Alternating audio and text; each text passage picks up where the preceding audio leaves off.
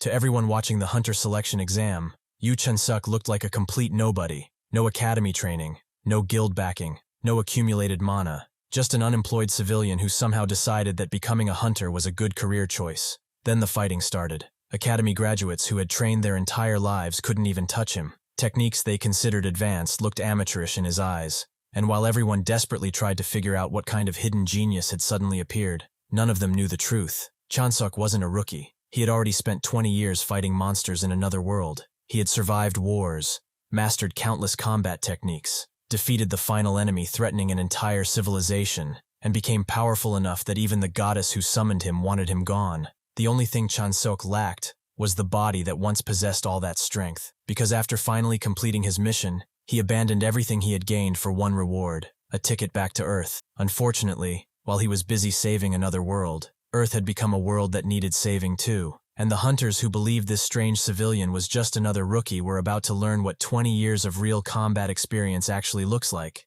But to understand how an ordinary office worker became that kind of monster, we have to go back to the final battle of his first life. It has already been 20 years since he left Earth and found himself in another world. Today is his last though, as he will defeat the last beast and save the world.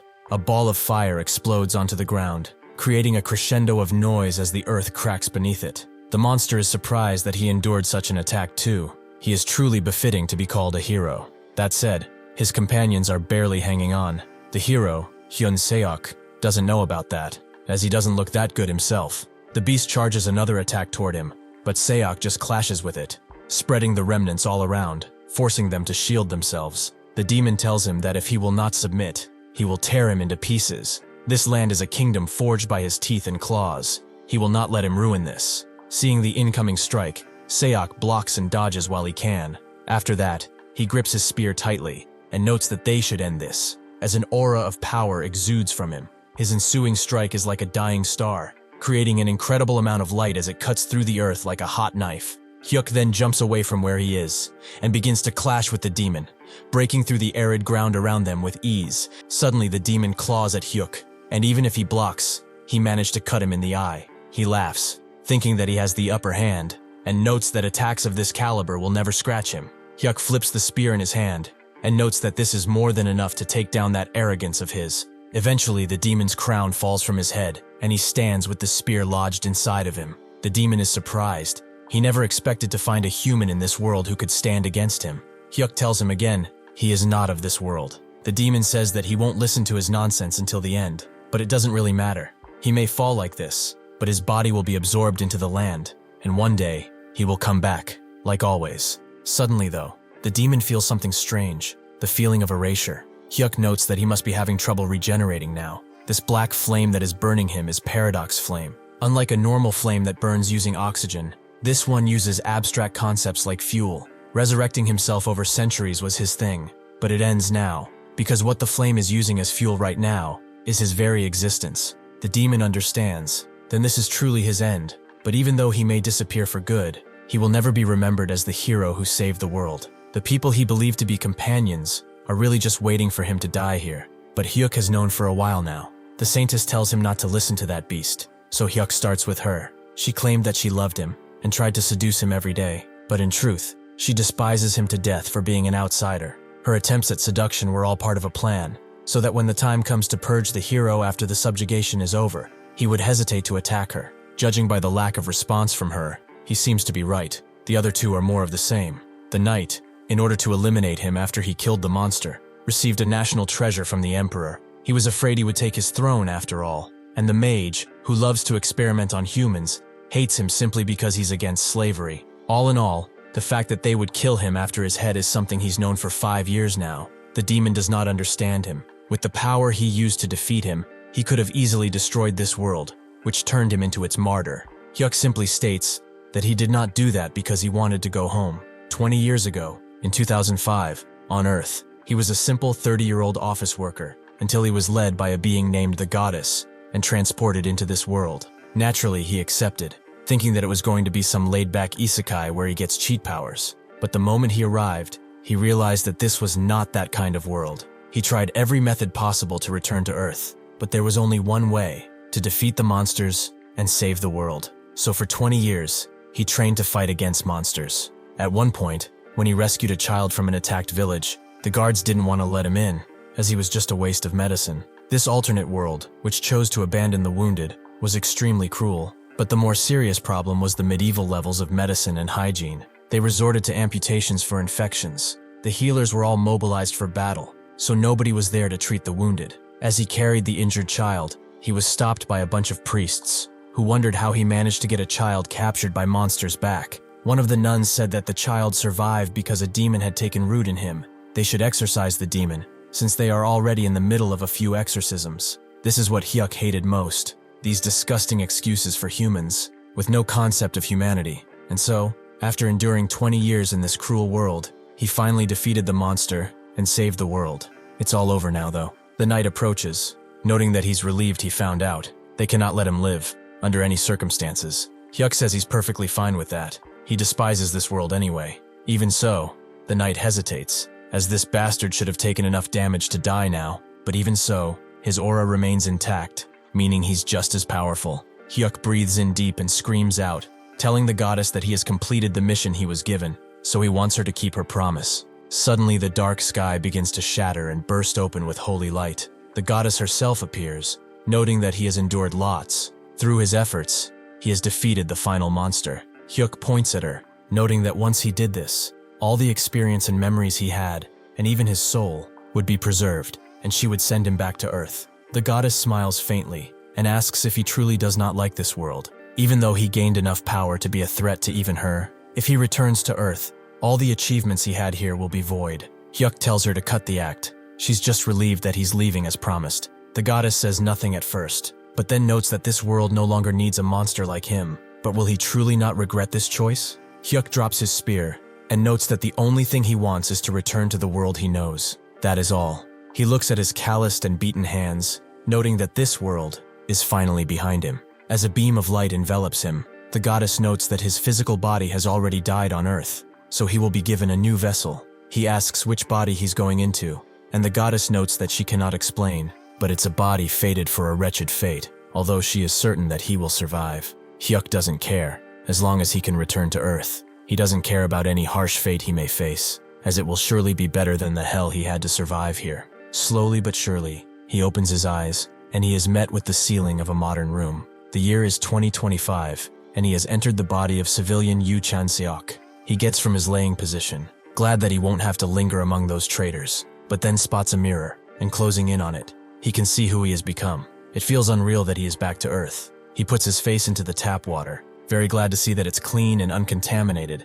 This is the real stuff. He opens his stove too, making fire at the press of a button. No more chopping wood and making campfires. Suddenly though, he feels the smell of what he has missed most, that being actual fried chicken. He picks it up like it's a holy relic and takes a bite, making him shake with excitement, as this is what real food tastes like. Tears roll down his face, noting that he missed it all. Finally, he can live a normal life. He said he would adapt to anything he was going to face, but will that truly be the case? Chanseok takes his time, feeling the hot water that pours down without having to wait, the cold air that comes out with just the push of a button, and even a clear, bright sky. Truly, this is nothing like that nasty other world. He will never watch an isekai again. Since the year is 2025, technology must have evolved quite a bit. Just as he thinks of playing some games, a monster appears right at his window, making him fall on his ass. At the same time, an announcement for all residents is played, as a corrosion rift has appeared within the apartment complex. Chanseok wonders what that is,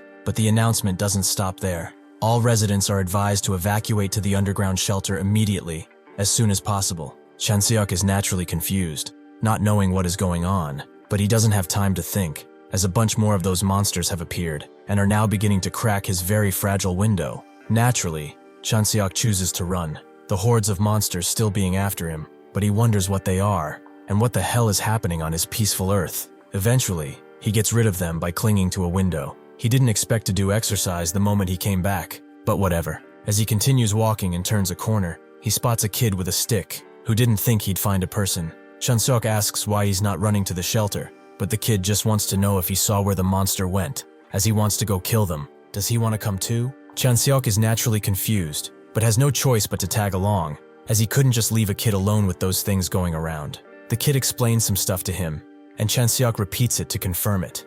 A corrosion rift is an exit that monsters come out of, and nobody knows why they appear and when. The kid confirms as such, and Chanseok sulks to himself. He went through a living hell to come back to this place, only to find out that it's become a hellhole too. That damned goddess, she tricked him. The kid wonders how he didn't know any of this, and Chanseok notes that he was just living in America for a time, and just came back. The kid wonders how he managed that, as the US president got impeached for trying to secretly ship his daughter to Korea. Chanseok doesn't even know what he's talking about, and asks again about the hunter he likes. Who was it again? The kid excitedly notes that he was talking about Lee Soon. She's in the Janabi Guild, ranked 10th on the entire planet, and her main weapon is a greatsword. Right now, she's in Chiorwan dealing with a corrosion rift. Chanseok is surprised to hear this. A normal human fighting a monster? Just like that world he came from then. But how is that possible? As the kid continues explaining stuff about her, suddenly, Chanseok puts his hand over his mouth, as just around the corner, he spotted monsters, and a lot of them too. There seem to be 5 in total, but there's one hiding too, so there's 6. Thankfully, this body of his seems to have above average strength. He's used to fighting multiple enemies at once, so there's no issue. But what should he do with this kid? If he leaves him alone, he will definitely do something foolish. As he continues to wonder what he should do, he suddenly feels something waft through the air, which he recognizes as mana, the same as in that other world. If that is the case though, then he can do something. Suddenly, one of the monsters bursts into flame, right in front of the others. Even though the mana he built up for 20 years is gone, if there is mana in the air, it means that he can still use Paradox Flame, which has been engraved into his very soul. He thinks the firepower is rather lacking, but this should be more than enough. The kid thinks that he's amazing now. He was a little skeptical at first, since he didn't know anything, but to think he has a unique skill. Suddenly, he runs off, claiming that on the official Hunter Academy YouTube channel, they said that confirming the kill is really important. Chanseok tells him to stop. His skill doesn't stop until the target is dead. Before the beast that's lunging at him can hit though, Chanseok grabs it, and notes that he doesn't know what a YouTube is, but he should probably stop watching it. Of course, that doesn't apply to a manhwa addict. He borrows the stuff he is holding, and as the other monsters charge in, hungry for human flesh, Chanseok whirls the piece of wood around like a master, taking them out with swift and deadly blow. The kid is shocked at this point. This is amazing. Is he a secret hunter, perhaps? Chanseok just damns his fate, to think he would have to smell the stench of blood even after coming to Earth. He went through all that torture, hoping that he would get to rest easy. But if this is what Earth is like now, then it is no different than the other world. Eventually, the two arrive at the doors of the bunker, talking about nonsense, and the child's mother immediately spots him and goes to her child. She sees Chanseok, and guessing that he brought him here, she thanks him from the bottom of her heart. Chanseok says it was nothing, but looking at how luxurious his mother dresses, this kid was a rich young master, which explains his bravado, if anything. Suddenly, the entire bunker begins to shake violently, and something punches through the thick reinforced wall. The beast rips it apart completely and screams out, almost grinning at the fact that it found so many fresh morsels. As everyone runs away, screaming for their lives, the kid tells Chanseok to run too, as this is probably not something they can defeat. Chanseok doesn't even hear him. He just thinks that he was not asking for a lot. He just wanted to return to the world he knew, to his home that he missed so dearly. Was that really too much? He calls out the kid, and notes that he seems rich. So why is he trying to become a hunter? Can't he just hide out somewhere safe and live comfortably? He doesn't have to fight at all. The kid looks seriously at him, and explains that he lost his dad to a monster. A corrosion rift opened up in the underground bunker they thought was safe. That's when he realized that there's no safe place on Earth. Even though he is not as strong as he is, and monsters are still really scary, he's going to become the strongest hunter, get rid of all the monsters, and save the world. It sounds stupid, but he's going to do it. Chanseok smiles, noting that he will become a great hunter, just not one that will be able to save the world. The child's mother notes that they should go now too, but the kid doesn't want to, as this mister is still fighting. Suddenly, they hear a large blast from behind. It was Chanseok, who made the beast burst into flame. He notes that he's going to do it. Something like saving the world is a job for someone who has done it before, after all. Later, Chanseok thinks on his situation, thinking that he was summoned to another world, fought for 20 years, and transported back to Earth just in time for him to not be able to enjoy his new freedom. Fortunately, he survived his first encounter because of his past experience, and he promised the kid he would save the world, but he didn't do jack after all. As he wins another MOBA game, he thinks that this is far too easy, and opens up another can of soda. It is true that someone who saved the world can probably do so again, but so what? He said it with such confidence in front of everybody, but his desire to save the world did not last long at all. The games and abundant food he could only dream of in another world are at his fingertips. Besides, when it comes to saving the world, there are apparently hunters who are doing that. As he thinks of ordering some takeout though, he sees that he went through all of his severance pay. The original owner of this body was an employee at a logistics company, but he lost his job when the company went bankrupt due to a damaging corrosion rift. Now that this severance pay has run out though, he should try getting a new job, but no matter how much he tries, there's no way to get a normal one. Because of the constantly appearing rifts, most companies are going out of business, so it's to be expected. He needs a job to survive in this society though, so what can he do? Suddenly though, he stumbles on an ad for hunter recruitment, and he can't deny that he already has experience in that field of work. At the Hunter Association, everyone is excited, as the hunter selection is just starting. One of the candidates isn't though. This selection test is just a formality, as these days, one can get selected just by showing a unique skill. These people around them are all the same, just a bunch of small fries with no future. As they wonder how long it will take to get famous, the candidate's friend bumps shoulders with someone. As he turns to see who it is though, he sees that he bumped into one of Soin's bodyguards. They thought they would not get to see her here, since she went to Chiorwan to subjugate a corrosion rift. But if she's here, the Janabi Guild must have sent her to scout for someone. But who could it be? Suin is handed a tablet with one Hunter Academy graduate, Han Sanga, on it. She has the awakened ability of electrokinesis, so she could probably charge batteries, right? One of her bodyguards notes that she's a hunter candidate, not a charger. They are saying she's quite skilled with her ability, so he's sure she will be useful. Suin doesn't know about that, and the other guard perks up, noting that hunting in corrosion rifts is real combat, even if one excels at the academy. There are many cases where they do not achieve great results in actual combat. Suin was about to say that, so she gives him a candy for explaining it well. Practice and real combat are different things. It's difficult for academy students who've only had safe training to endure the real thing. It will take her a long time to adapt. As Suin wonders if it's really okay for her to be gone an entire week because of something like this, the first sparring match is about to begin. She thinks that one way or the other, she's doing her job, so she wants to see some really interesting characters. The first candidate is quite interesting. It's a civilian who's not even from the academy, an unprecedented candidate, with guts enough to stand on this stage. It's Chanseok. He still isn't used to that new name, but he would do well to respond to it from now on. As his opponent climbs on stage 2, the announcer explains the rules. Personal weapons other than those provided are not allowed, and inflicting life-threatening injuries is strictly prohibited. Chanseok thinks that since he decided to become a hunter, the first thing he has to do is save this world that is destined to fall. At the same time, he also wants to live and eat well, so he has to get good results in this place. As soon as the announcer lets the combat begin, his opponent charges in, thinking that this will be easy since he can't gather any mana. This is an easy win, a stepping stone for his career. He is the undefeated spearmaster of the Hunter Academy, so he will not lose. As he charges in with his spear though, Chanseok simply puts his into the ground and vanishes from his sight. He appears behind his opponent, and notes that he's clumsy with the weapon he's supposed to be undefeated in, and punches him in the gut, before socking him in the chin with an uppercut. The bragging opponent falls to the ground just from these two, surprising Chanseok. He used his hands because he thought he would hurt himself if he used the spear,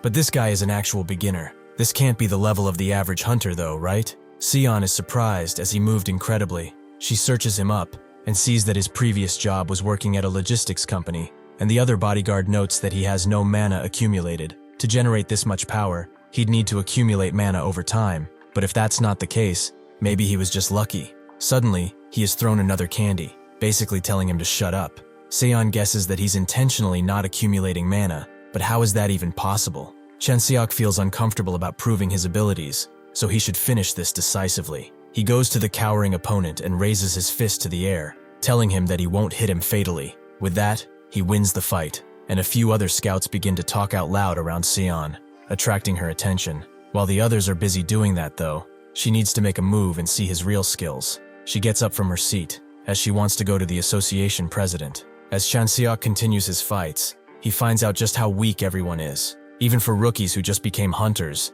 they are too weak. No matter how many matches he has, the guys coming out are all at the same level. What on earth are they teaching them at this Hunter Academy? Will he really not have a decent enemy? Eventually though, he is placed against the star candidate, Han Sang-ah. Will she be able to stop the march of this mysterious super rookie? Chanseok isn't mad about it, as she's the one who has the most mana out of everyone today. She scoffs, as he has nothing. He may have gotten this far by luck, but there will be no more flukes. Chanseok thinks that's a line a bit too generic for his tastes. Do they teach that at the academy too? Sanga guesses that he doesn't have a unique skill since he's been throwing punches all day, but that doesn't mean she will be going easy on him. Well, Chanseok has a unique skill. It's just that she'll probably die if he activates it. With a sharp breath, Sanga unleashes her power into her blade and slashes across the entire battlefield in a flash, but Chanseok just jumped up, shocking her. He finds her rather interesting. By running an electric current through the scabbard of her blade, she made a magnetic force, which she then used to make the strike very swift.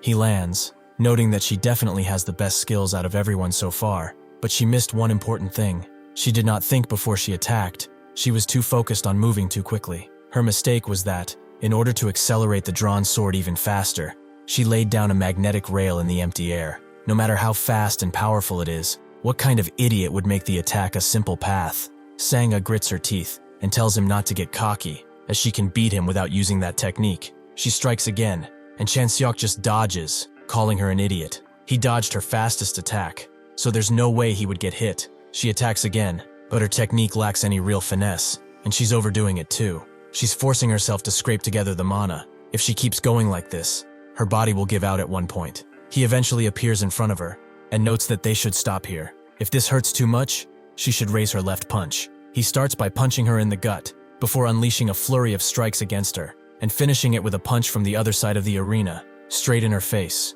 She falls to the ground, leaving the others speechless. Chanseok walks away as he stretches. She is certainly more skilled than the other guys, but to go down from that, she must have relied on mana and neglected physical training. Suddenly though, he hears her groan as she slowly raises her left hand up. Chanseok smiles, as she really did raise her hand, just like he told her to. Suddenly someone comes to the announcer and whispers something to him. He then tells everyone that the tournament schedule has been changed. The winner will take a short break, as in a moment, he and an active hunter will have a sparring match. By special permission of the association president, this match has been arranged on the spot, so they should all give enthusiastic support. Sion's guards think that it's over, and Chanseok can't see his opponent, as it's on a monitor that only the audience has access to. But judging by their reactions, it must be someone skilled. A hunter stepped up to test his abilities. It appears things are the same no matter what world he goes to. Suddenly, a large sword scrapes on the arena ground. She apologizes for showing up without warning, but it seems there was no other way to confirm.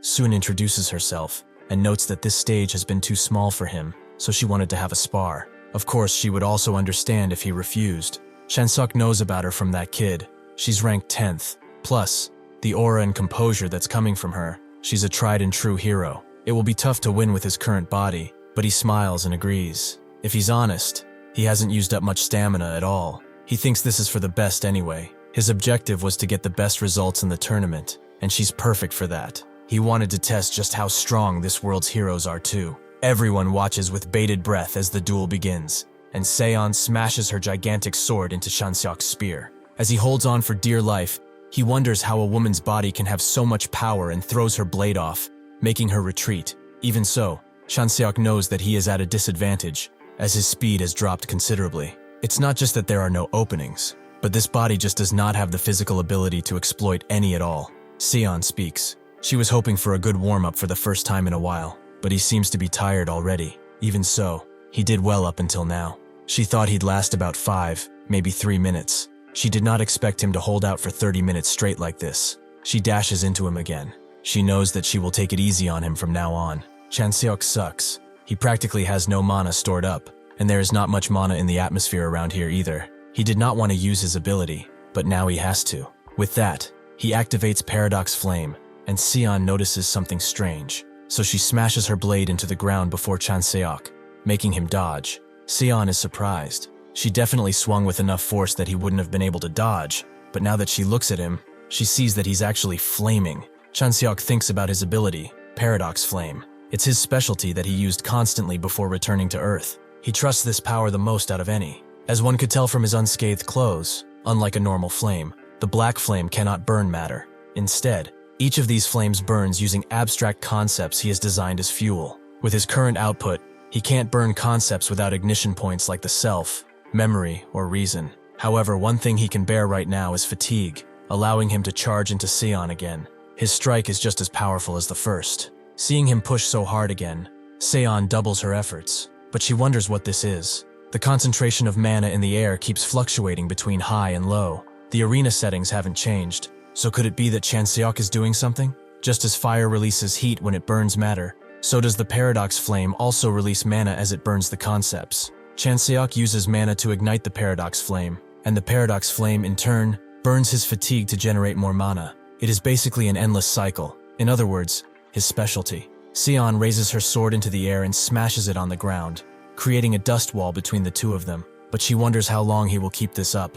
Chanseok laughs inside of his mind, thinking that someone who clings to another and won't let go is basically a war of attrition, which he is an expert at. He notes that he can still keep going, and by any chance does she like guys who don't know how to quit. Seon is visibly frustrated now and knows that she absolutely despises them. When one sets a tree on fire, only ashes are left behind. Ashes that have already been burned cannot be burned again. Likewise, paradox flame also leaves behind a residue. If everything is burned away until only ash remains, that will be when the paradox flame disappears. With this in mind, Seon beats Chanseok's ass for 4 hours and 17 minutes. Now he is on the ground, reeling from the pain, and she asks if he really wants to go for more. Chanseok begs to be spared, and the announcer notes that with his forfeit, the battle is over. Seon pulls out a lollipop from her jacket, and her guards visibly react as this is no mere candy. She throws it to Chanseok for his hard work, and she put her business card along with it. He should read it carefully. Even if they will talk about this later, he should still give her a call. As the hunter selection trials come to a close and Chanseok wonders what Janabi is, everyone makes their way out of the arena, most having already left, considering their match lasted for 4 entire hours. Chanseok eats his reward lollipop in the hall and looks at his smartphone as he now has the hunter license on it. He is impressed by the technology. Back in his day, they'd probably just give him a piece of paper or something. He has access to things like hunter communities or used equipment markets, that kind of stuff. As he continues to peruse the options, someone suddenly grabs his attention. A large, burly man who knows that he looks much better in person than on camera. Chanseok is impressed by how tall he is, must be over 2 meters at least, and asks who he is. The man gives him his business card. He is Hunter Hyeon of Taebaek. To be precise, he's Hyunseong Hyeon, a partner hunter from the Taebaek Guild. He will keep it short, as he doesn't want to disturb him much. He wants him to come to Taebaek, specifically to his team. If he gains enough experience under him, he will most definitely shine brighter than he did on that lousy arena. Chanseok doesn't see any deceit in his eyes. However, he has a prior engagement, considering what Seon told him, so he can't give him a firm answer just yet. He pockets the card, and knows that he will think about it later before making a decision. Hyeon laughs, as he never expected him to answer right here and now. However, he had better think this through real properly, as he does not like tardy people. With that, he leaves, and Chanseok makes up his mind to definitely skip Taebaek. After a while, he calls Seon and asks where he should come to meet. Seon explains that she is at the hut on the 2nd floor of the Hunter Association building. She will send him the coordinates. Chanseok wonders what that is, but when he gets to that location, he sees that it's a cafe with a rather unusual name. A waiter welcomes him inside and Seon waves him in, telling him to have a seat. As he does sit down, Seon asks if something happened, and he explains that one person tried to recruit him to a guild, a really big guy, Hyeon of Taebaek. Seon laughs. Since Hyeon himself showed interest in him, the other guilds won't even dare to make an offer. Chanseok wonders if that's the same for Janabi, and Seon knows that she has no real intention of recruiting him. She wants him to work without being affiliated with a guild, like a freelancer. Chanseok didn't even know that was an option, and Seon continues noting that Hyeon was probably going to offer him a junior position. Chanseok wonders what this junior position is, and what about the freelancing stuff? Seon completely forgot that he was not from the Hunter Academy, so she explains that the ranks for hunters belonging to a guild are usually divided into 3: junior, seniors, and partners. Juniors and seniors belong to teams led by partner hunters. He can think of them as salaried employees. Partners have huge shares in the guild instead of salary, and they share the net profits the guild earns. Chanseok notes that it sounds exactly like a law firm, and Seon notes that it's similar. She's heard that the hunter who first established the guild used law firms as a model. He doesn't necessarily have to belong to a guild and go through the junior and senior ranks to become a partner hunter, though.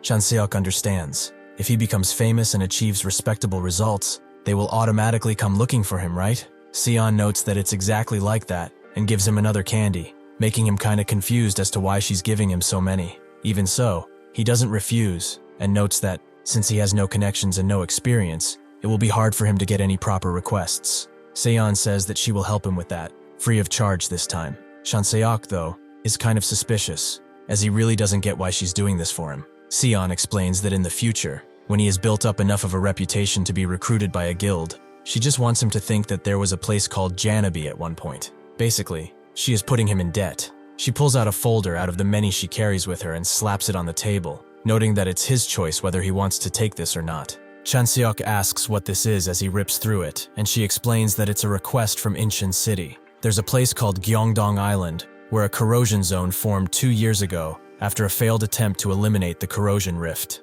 Chanseok asks if he will just go there and get rid of the corrosion rift, but Seon denies that idea. He will be patrolling the island to see if any additional corrosion rifts have appeared and get rid of them subsequently. Chanseok reads the terms. He starts in 1 month. He gets 5 million won up front with an additional 15 upon success. He throws the papers on the table, noting that, considering this is a life-threatening job he's doing, the pay is not exactly that great. Seon knows it feels unfair, but he should use that frustration to get strong and become famous. Money will flow in his pockets even when they're full at that point. So what is his answer? After Seon leaves in her car, she gets on a call with someone who asks how Chanseok is. She notes that he is just a civilian, and he cleared a weapons mandatory tournament with his bare hands. So not bad. One of the guards notes that not bad doesn't really make it justice, and Seon explains that he lasted 4 whole hours against her. The man on the phone asks if it's not because she limited her power, but Seon explains that she's a veteran hunter with 10 years of experience. All of that experience has been built up on surviving hellish places. So normally she should have been able to toy with him, but 4 hours? Even if she were reborn, she doubts she'd ever see a beast like him.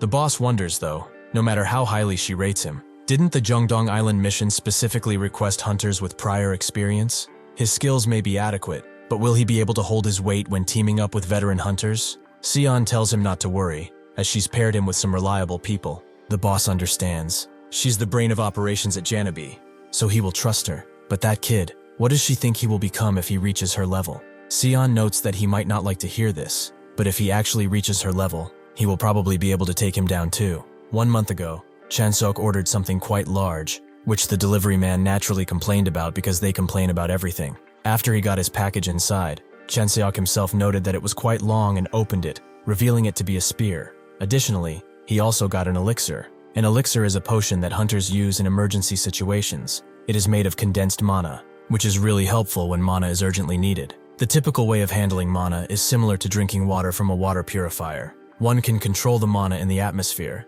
store it in the body, and use it when needed. This elixir helps shorten that process, although he uses mana in a different way than the others. He skips the storage process and directly absorbs and uses mana from the atmosphere. The advantage is that there is no limit, since he uses the mana from the air. Moreover, in the process of taking in and letting it out, the mana channels that the mana passes through naturally strengthen, allowing for more mana to be used. The only downside to this is that until the mana channels grow, the amount he can handle is quite small, which makes it difficult to produce a strong output in such a short time as he did in the past. Since he does not have time to wait right now, it's best for him to store some of it before using it. If he trained with this elixir for about a month, he should be able to grow just as much as he needs for his next task. After that training, he goes to Gyeongdong Island, where he lines up with the other hunters, confirms his identity using his phone, and gets in line as he waits for his team, which is Team 8. As he waits, a familiar voice calls for him.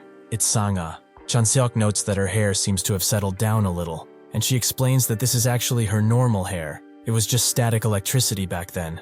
That's why it was raised up.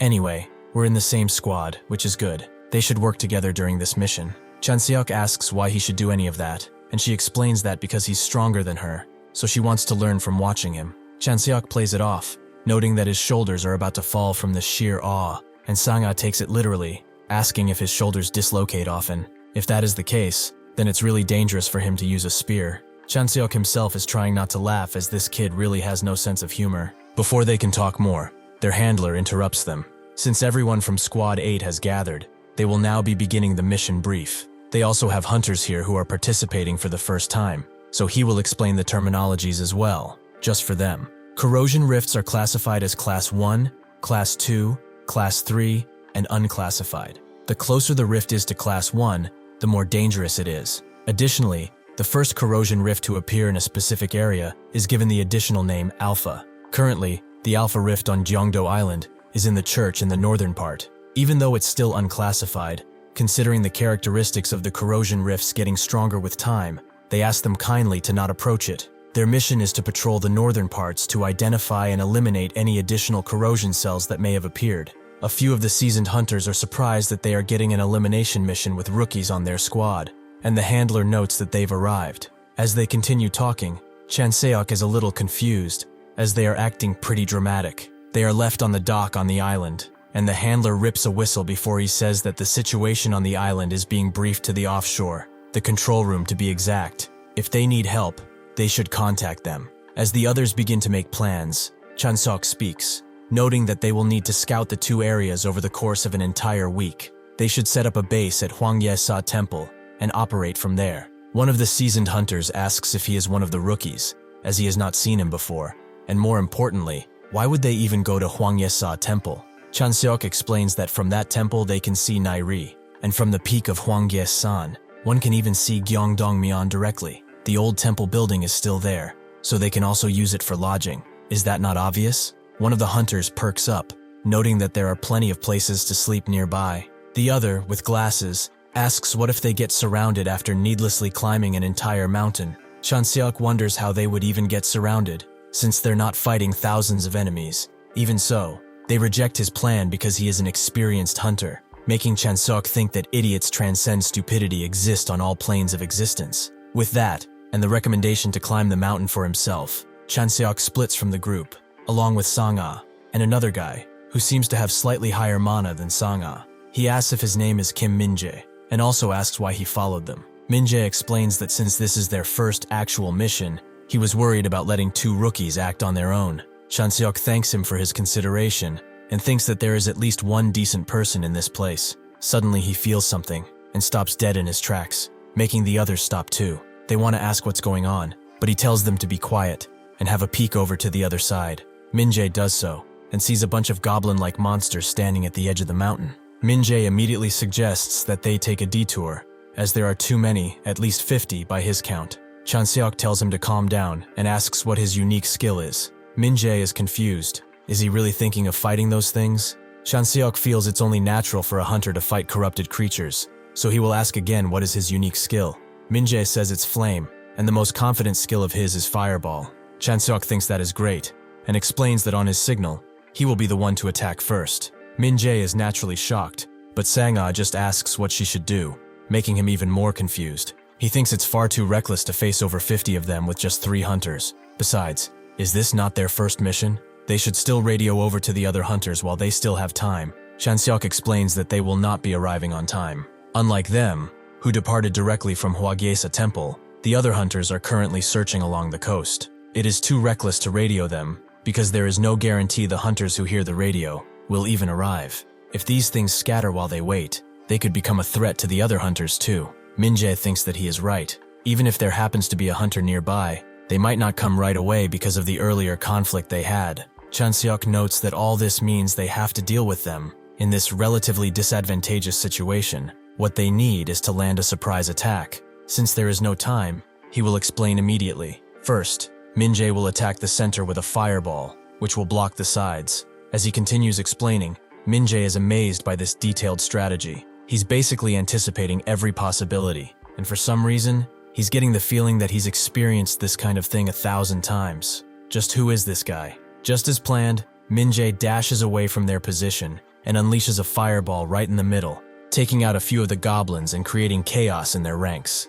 He tells Chanseok that he will need a moment before he can cast his next fireball, but he tells him to not worry about it and shoot when ready. With that, Chanseok himself dashes in, prioritizing efficiency. In team compositions, diving rolls are essential, so until the next fireball is ready, he will take care of the other ones so that they cannot get close to Min-jae. Naturally, some will sleep by him, like the goblin that went through his legs, but that's why the diving roll is so important. Sang-ah immediately takes care of the few stragglers that are coming for Min-jae, using her electric powers to take care of them from a distance. With all that stalling, another fireball is ready, and Chanseok tells him to shoot as he will get out of the way. Min-jae does so, and they blast another group of goblins, which Chanseok takes as an opportunity to press the advance and win. After a while, the fighting is over, and Chanseok notes that they all did well, but wonders why Min-jae is pointing a gun at his head. Min-jae tells him to please step aside as he needs to mark the bodies, making Chanseok wonder why he even pulled it out like that. Chanseok watches, and asks if he's implanting a microchip, which Min-jae confirms. Once the mission is over and the area is secured, the junk dealer he has a contract with will come and collect all of them. Chanseok asks what the junk dealer is, and Min-jae explains that it's hard for them to recover the byproducts from the corpses themselves. They are bulky and heavy, as he may already know. If one tags them with chips like this, the junk dealers will come by after the mission is over and collect anything that looks valuable. They price the items, sell them, and split the profits with the hunter. They take their commission based on the contract, and the rest goes back to the hunter who implanted the chip. Chanseok asks if they're really that trustworthy, and Min-jae knows that this is why it's important to find a good junk dealer and to sign an actual contract. Anyway, he was really amazing to think that 3 of them could handle so many monsters at once. He never would have imagined that would be possible. Suddenly, something else comes out of the woodwork and smashes its fist into the ground where Min-jae stood, Chanseok only having seconds to rescue him. After throwing him off, Min-jae asks what that thing is, and Chanseok doesn't know, but it appears to be some kind of mid-boss. Chanseok damns it all and wonders if this is the leader of those things from before. On top of all this, the amount of mana it's giving off is on an entirely different level than that of those goblins. He tells them to tell the others to back off and not to interfere, thinking that if it's after the 3 of them, these 2 will never be able to escape. They both deny this plan, as they can buy time with pincer attacks, allowing them all to fall back. But Chanseok suddenly screams at them to stop talking and get back. Do they want to go home in body bags? This makes them both freeze, and Chanseok thinks he should handle this alone. He can use Paradox Flame without worrying about friendly fire and finish this as quickly as possible. He taunts the mighty beast, asking if it's just going to stand there. As the battle rages on, Min-jae wonders if they should be helping him, as he looks like he is in trouble. But Sang-ah knows that there is no need. It might look like he is getting pushed back, but he has not been hit a single time since the beginning. It is not just that either. Those are attacks that she would have struggled just to dodge, but he is dodging and attacking at the same time. What's more, is that when his spear lands a strike, black flames appear each time. Just what is that? As the flame output increases, the monster gets much slower. At first, it looked like Chanseok was struggling, but now he is basically throwing with the beast. Is he really just a rookie like her, or something more? As the beast smashes its fist into the ground again, Chanseok gets out of the way and suddenly throws his spear into the air, surprising the others. The beast charges in, thinking that he is vulnerable, but just as it gets close enough to him, it stops dead in its tracks, and the spear smashes into its neck. Chanseok is surprised it was still able to move after he's burned all of its strength. It seems he will have to finish this thing off for good. As he does that, the others just watch in amazement, Min-jae completely bewildered. It definitely seemed like he was getting pushed back just a moment ago, but now the monster is down.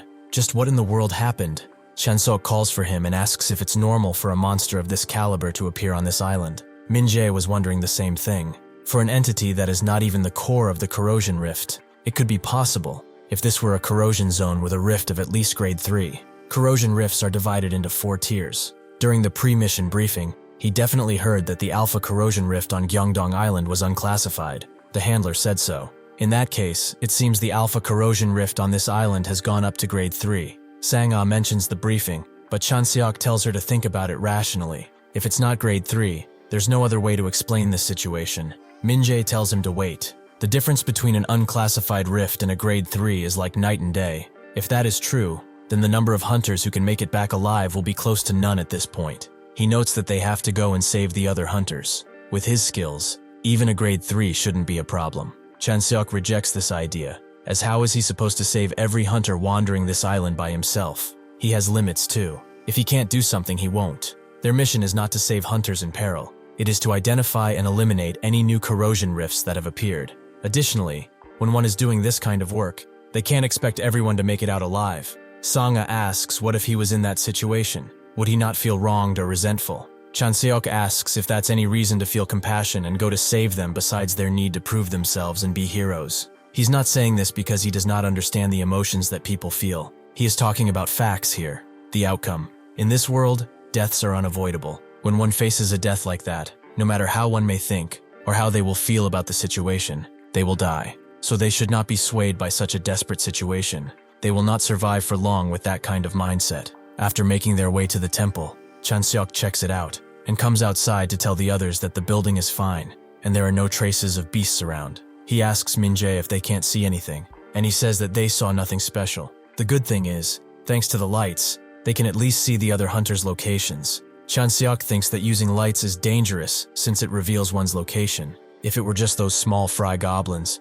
it wouldn't matter if their position was revealed. But if another of those things shows up, he might not be able to protect these two. He sends a warning message to everyone, noting that, considering the level of the monster they just encountered, there's a possibility that the Alpha Corrosion Rift has become a Gate 3. Using lights recklessly could put all of them in danger. As they sit down, Minjae explains a bit about corruption rifts. If one destroys the core of a corruption rift, all the corrupted beings will disappear. Without the energy radiating from the corruption rift, the corrupted zone will simply vanish. Chanseok thinks that this is rather simple then. All he has to do is destroy the corrosion and rift and be done with it. As the other two fall asleep, Chanseok puts a device next to them, one that would sound an alarm if a monster approaches, so he can at least go around and explore without worrying that they might die. As he dashes through the forest, he thinks that it's good he confirmed the location of the Alpha Corrosion Rift during the briefing. At this rate, things should go rather smoothly, and he might be done by dawn. Suddenly, though, he stops in his tracks as he felt the presence of a beast.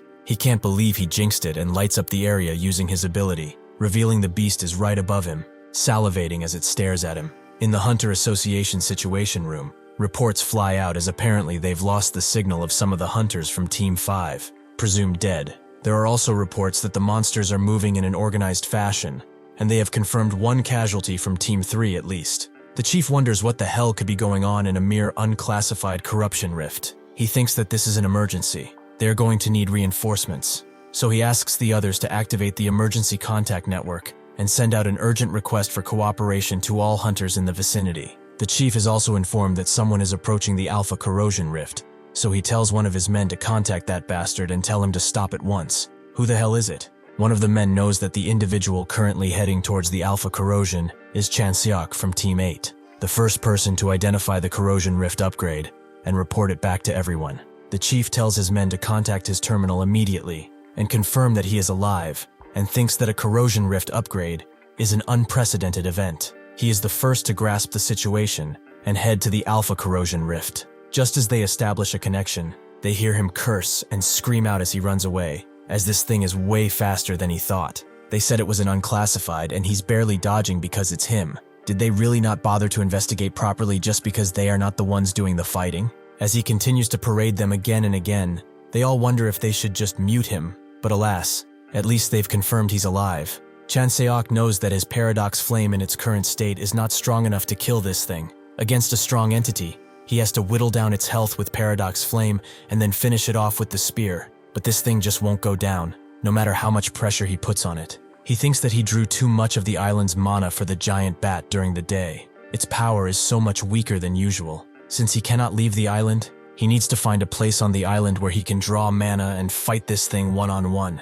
As he continues running, he suddenly spots the rift and jumps in just as the beast is about to chomp on him. He looks up at the thing, noting that it had better keep up, as there's something he really wanted to check. It's confirmed that the GPS signal has been lost, so Hunter Chanseok has officially entered the Alpha Corrosion Rift. As Chanseok looks around, he knows that it's far cleaner than he originally anticipated. He heard, unclassified and Grade 3 corrosion rifts were not that big. How big are Grades 1 and 2 if this is not big? Hearing the beast approach him, he says that since he's done with the Corruption Rift tour, they should put an end to their relationship, as he is not the clingy type. The beast screams out, and Chanseok thinks that one of the biggest problems with his ability is that it spreads to every living being except him, even if it's an ally. Therefore, if it reaches what it can no longer control, it has the drawback of becoming unusable. As he puts the flame on his spear, he charges in on the beast, making it burst into flame and scream out in pain. If he fights alone, his ability is as good as having no drawback at all.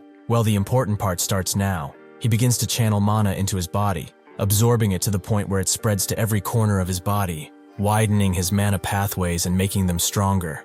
As he continues doing so, he lets out a long breath, as this feels much more efficient than he previously thought. The beast, knowing that it will be defeated if it fights alone, suddenly lets out a deafening roar, creating a ripple in the fake sky of the rift. Chanseok understands what it is doing. It's calling for reinforcements. As 3 bat-like beasts charge him, he thinks that this is not bad, but trying to overwhelm him with numbers is meaningless at this point. After he is done with them, the ground around him continues to burn, and he thinks that he is several times stronger than before. It is still not enough to compare to his time in the other world, but at least it is more efficient.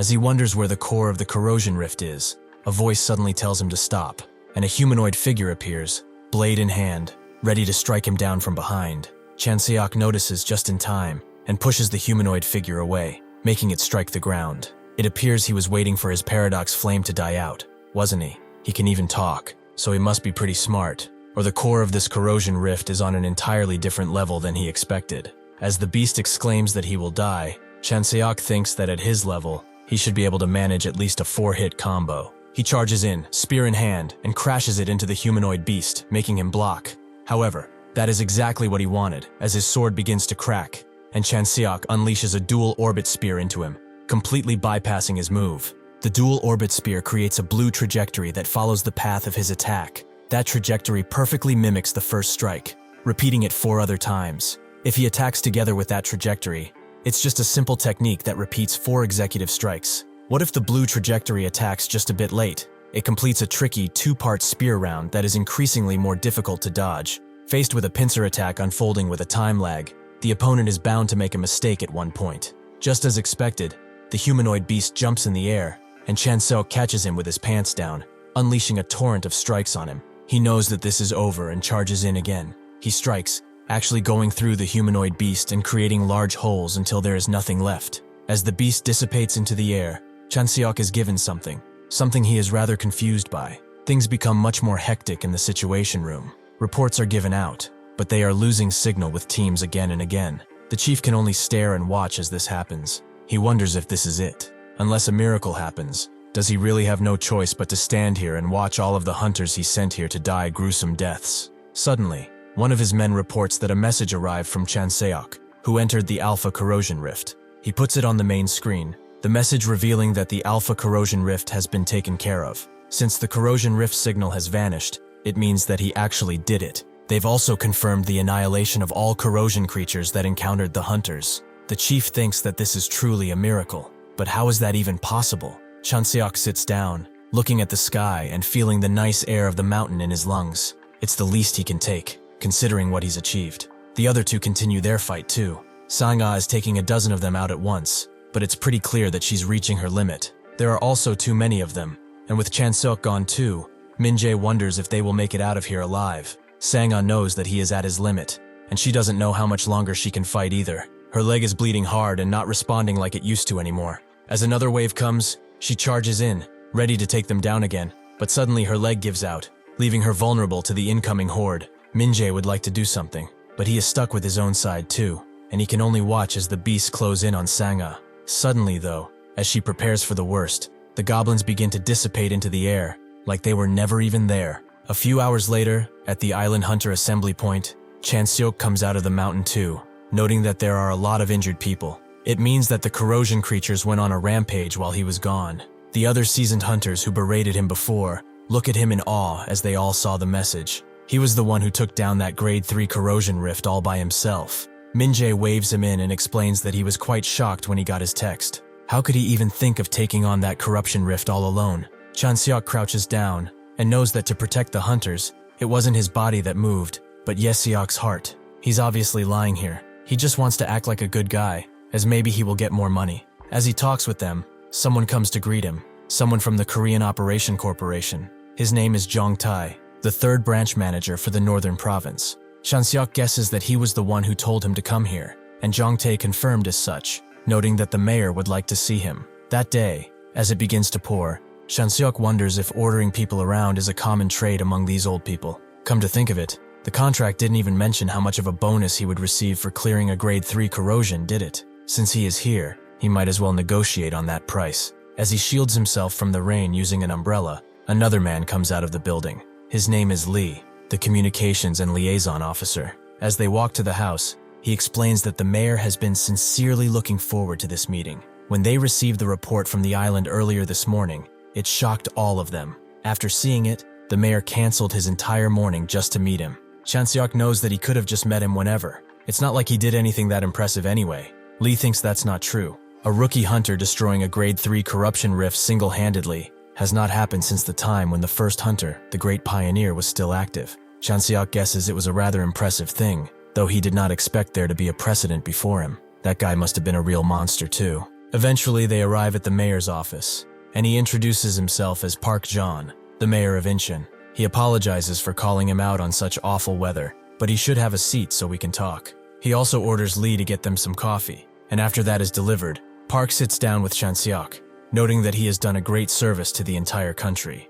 As the mayor of Incheon, the island was truly a pain to deal with, even though it was their responsibility. Their budget was limited, so hiring an expensive guild was a rather difficult thing. Chanseok knows that he must be really glad that it's been taken care of this time, especially since he resolved it at a relatively low cost. Park confirms the such, but he has heard that this was his first commission, and Chanseok confirms that this is true. Park suddenly smashes his palms into the table, not expecting such an incredible person's first steps to be in Incheon. As the mayor, he is extremely proud. The safest country in the world is the Republic of Korea, and here in Incheon, they are one of Korea's key regions. That is because of the countless goods that come and go thanks to the wonderful infrastructure of the airport. On top of that, thanks to the Free Economic Zone project, international cities like Songdo and Seongna have so many foreigners who want to invest that it's difficult to even choose among them.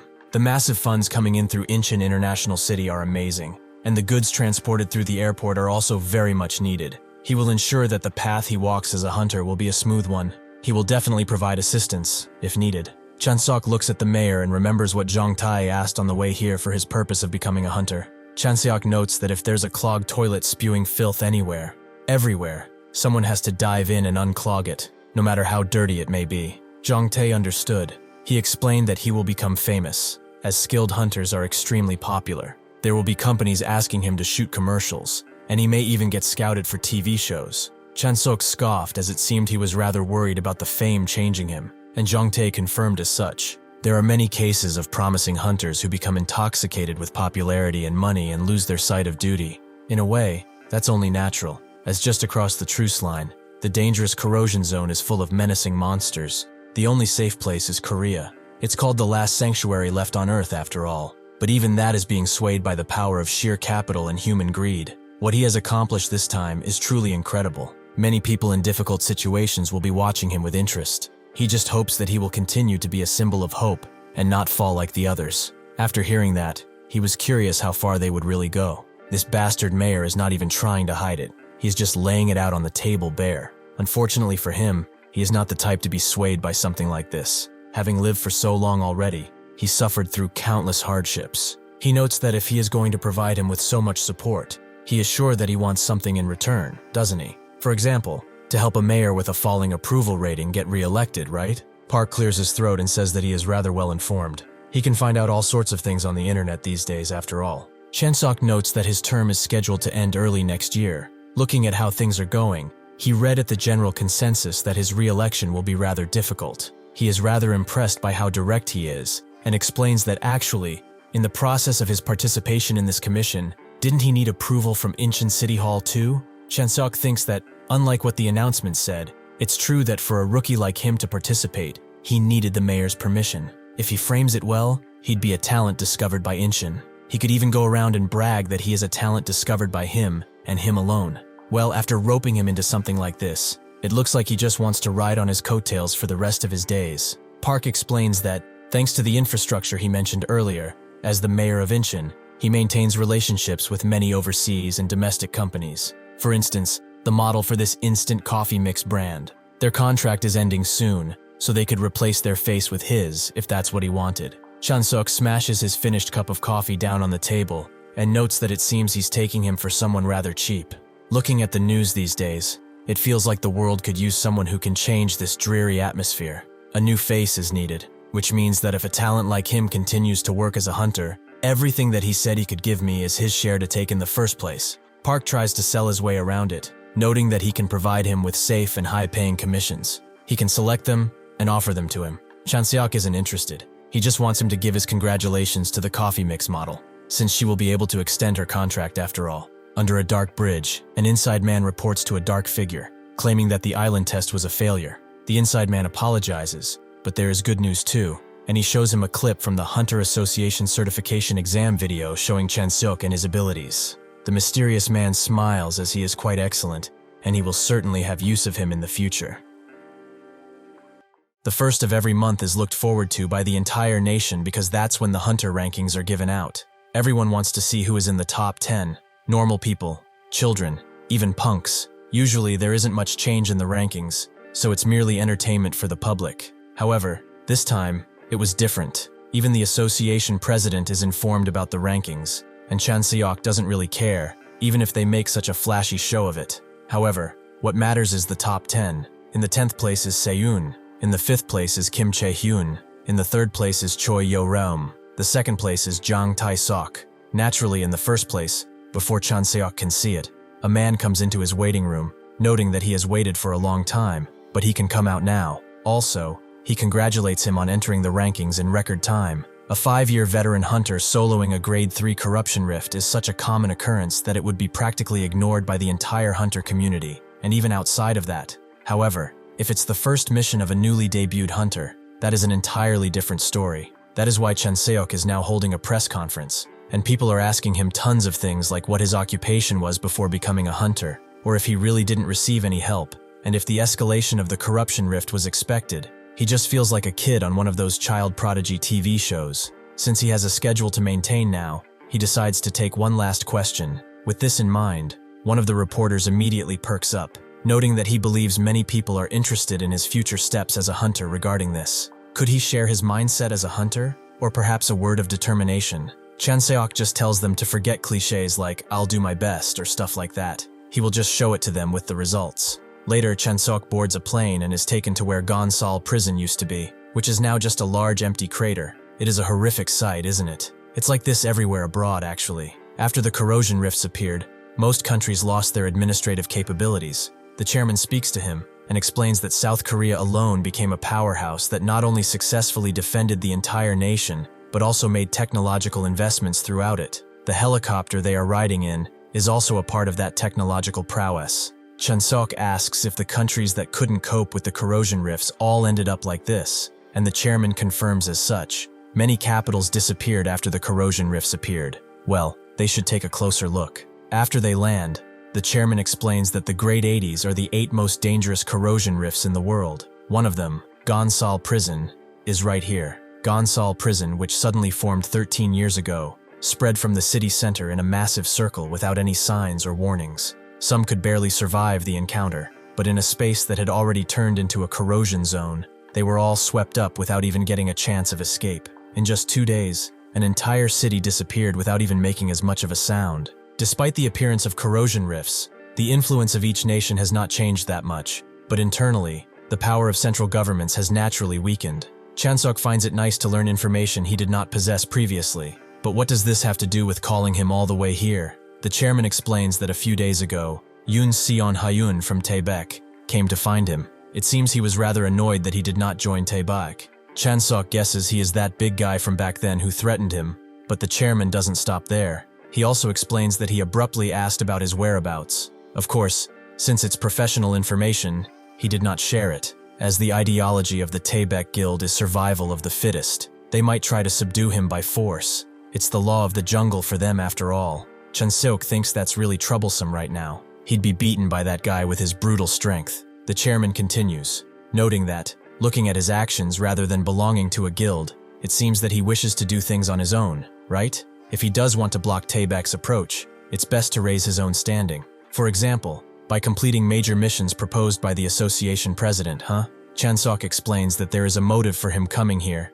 and says that he wouldn't just give this to him for free. Is there something he wants? The chairman notes that he wants nothing for now. He just wants him to remember the clear fact that he gave him help. Chanseok thinks that shouldn't be that difficult. It's not a bad deal for him since it's a mission from the president. It will be a good foundation to build his reputation on. Chanseok asks where they are going exactly, and the chairman explains that he will be escorting a ship from Busan to Nanning. Because of the corrosion zone, transporting daily necessities is not easy. Chanseok takes a bit to read the file, and sees that what is transported are Rolexes, high-end porcelain, ginseng liquor, and a Hyundai luxury sedan. He wonders if these are the definitions of daily necessities. Have people become that rich in the past 20 years? The chairman ignores that comment for now, and explains that for some people, they are necessities. He thought he, of all people, would understand. Chanseok doesn't really get it, or care. Why are such things needed in a country where the central government is shattered like this? The chairman explains that, although many countries are collapsing due to the corrosion rifts, International politics are not meaningless in the slightest. Chanseok understands it's necessary for maintaining certain relationships,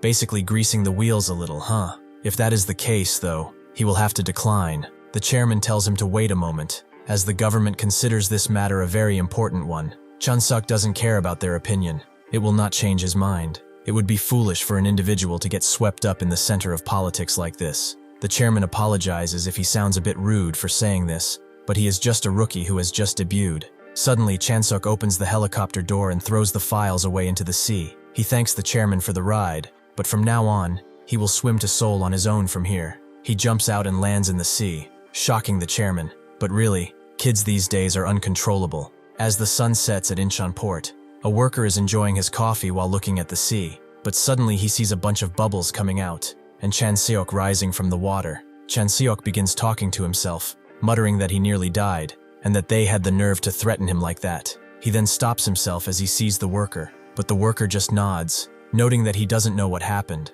but he must have been through a lot. Chanseok thanks him for his understanding, and gets out of the water. What he needs to do now is build his strength. He will prioritize solving the trickiest, most difficult requests, and become a big shot, so he won't be swayed by anyone else. He looks around on his phone and finds an interesting one, which he immediately accepts, as the abduction victims on Tsutsushima Island need the help of hunters, and it has an estimated corruption rate greater than 2. He finds a spot to dry himself and thinks that he really is going to be busy for a while. On the morning of September 3rd, fishermen from Zhongzhou and Tongyang set out for the peak prawn season.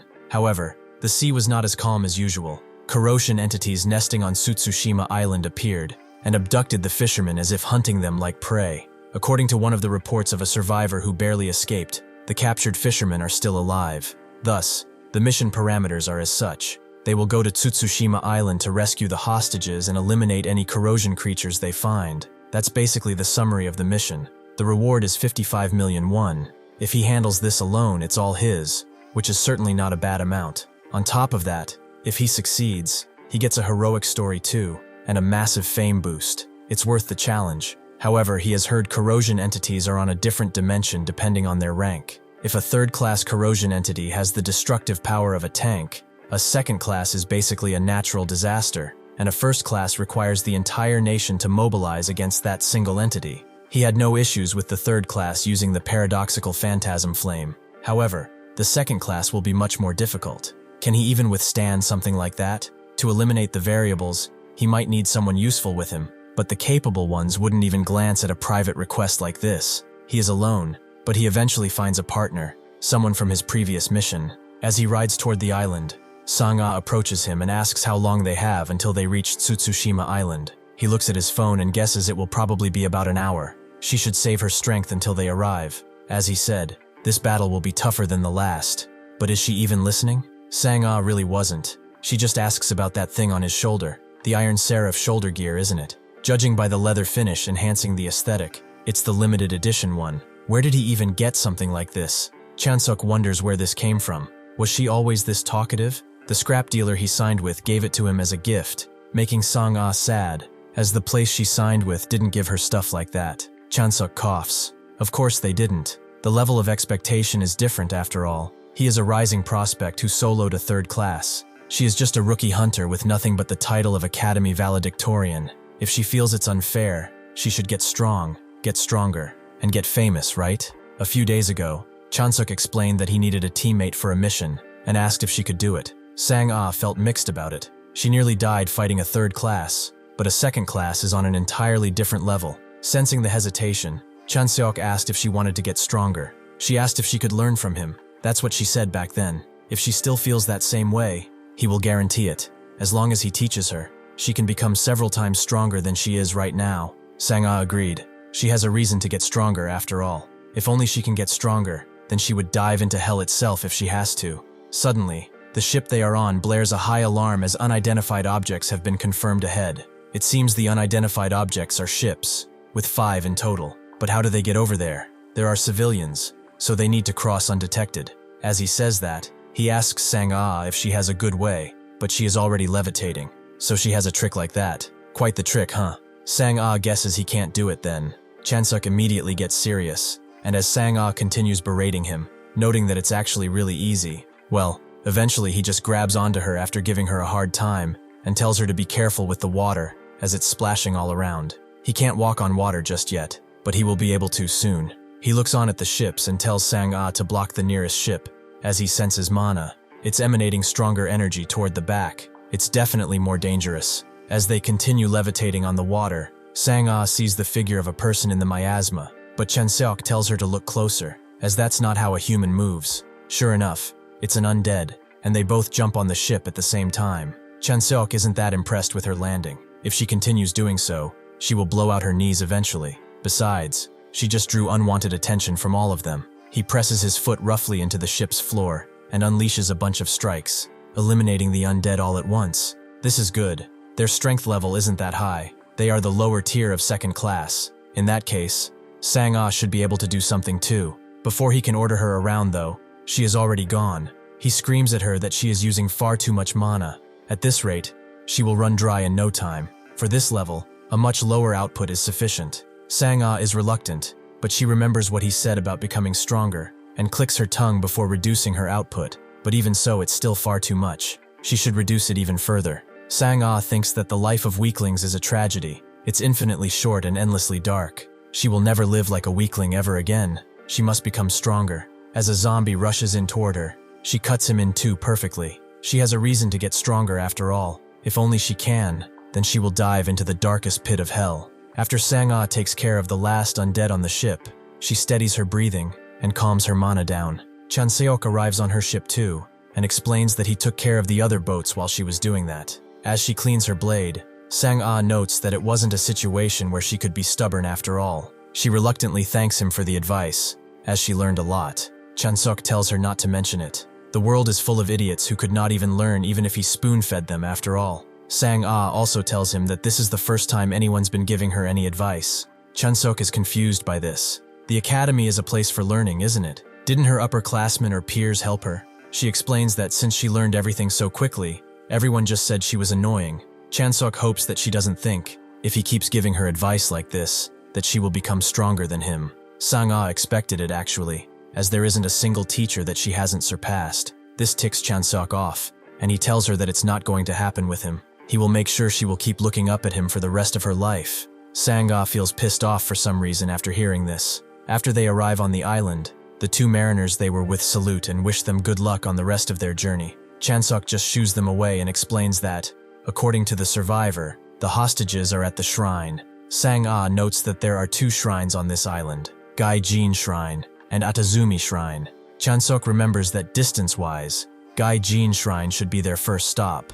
Sang-ah notes that they could run there in a couple of hours, but Chanseok thinks the problem is they are going in light, but a trip back will be a different story. According to the report, there are 15 hostages. It will be even harder to get back if they are all wounded. Plus, he can feel some sinister mana beyond the fog that would tear skin off. The corrosion creatures all over the island will be chasing after them relentlessly. To avoid the creatures attacking during the rescue, and to return safely with the hostages, they will need a vehicle, and it seems that they have one. He asks Sang-ah if she's a good driver, and she confirms as such, though once they get on, it's for dear life. Sang-ah is not letting her foot off the gas. Are those brakes just for decoration? Well, he should forget it. Reckless driving is still better than his license, which has been gathering dust for the past 20 years. Besides, he is much better at fighting anyway, and there's a legion of undead following after them. He ties his spear to himself and suddenly throws it into one of the undead, shattering its head completely and taking his spear back, surprised by how sturdy it is.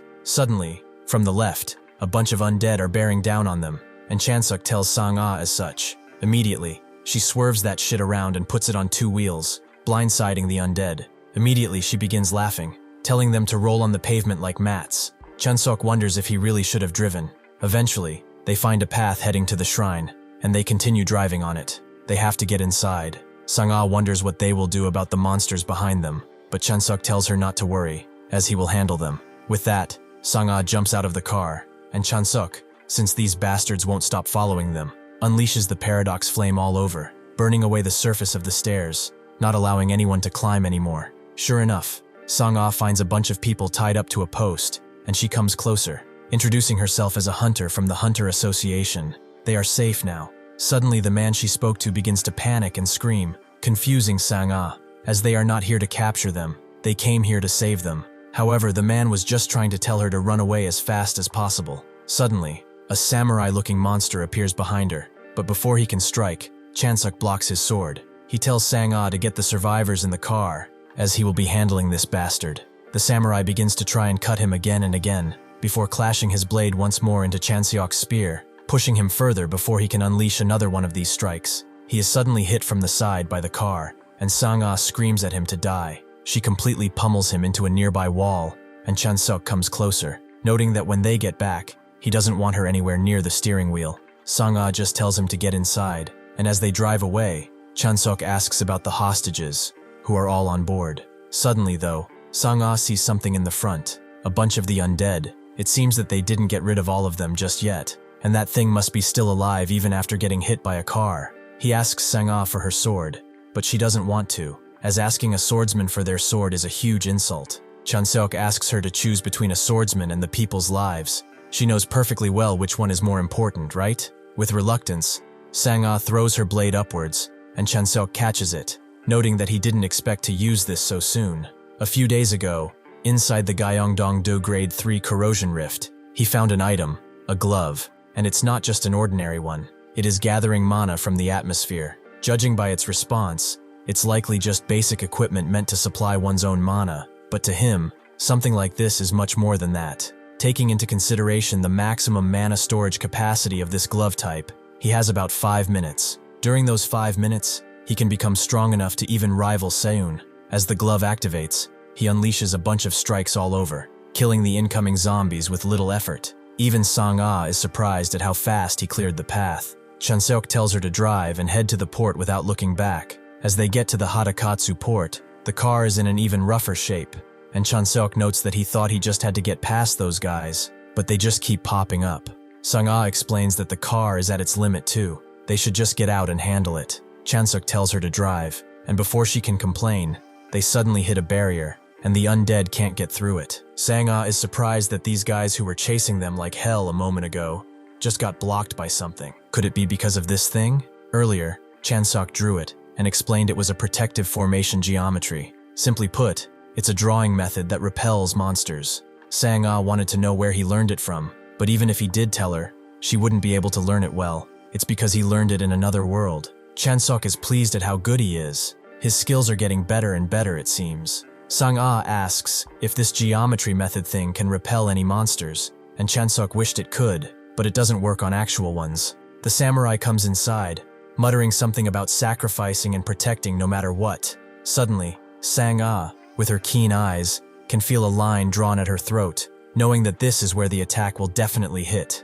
This is Mind's Eye. Chanseok wonders what it is. The surrounding atmosphere has turned chilly too, but he doesn't feel all that threatening, all things considered. Sang-ah explains that opening one's eyes to new senses beyond the 5 senses allows the ability to predict an opponent's attack. Even for skilled masters, it's a difficult technique, so how can a mere thing like this do it? Seeing her shake, Chanseok puts a hand on her blade and tells her not to be discarding techniques like Mind's Eye or whatever. In reality, they are all just cheap tricks. She should watch closely, as he will teach her how to deal with things like that. The samurai immediately unsheathes his blade and begins throwing it around all over the place while Chanseok approaches it. Sang-ah tells him that he can't go alone, but Chanseok explains that Mind's Eye is just data accumulated through countless combat experiences. It's like an acquired reflex created from just that, since it reacts unconsciously to things like hostility or fear. Just projecting killing intent makes it end up in that sorry state.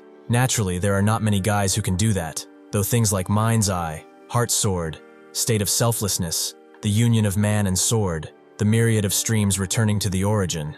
These so-called realms that they all preach about are actually just nothing special. With a single twist of his spear, he shatters the samurai, proving that he is right. The illusion named enlightenment is quite terrifying. One gets excited by a special name and decides that this is enough, setting a limit for themselves. But what matters on the battlefield does not need a special name. He can assert this, and he has every right to do so, because to escape that threat himself, he paid with countless sacrifices. He's not pleased though. This samurai is the type that survived getting rammed by a car, but his ultimate move was just Mind's Eye. Sang-ah wonders what she even achieved by herself in this subjugation.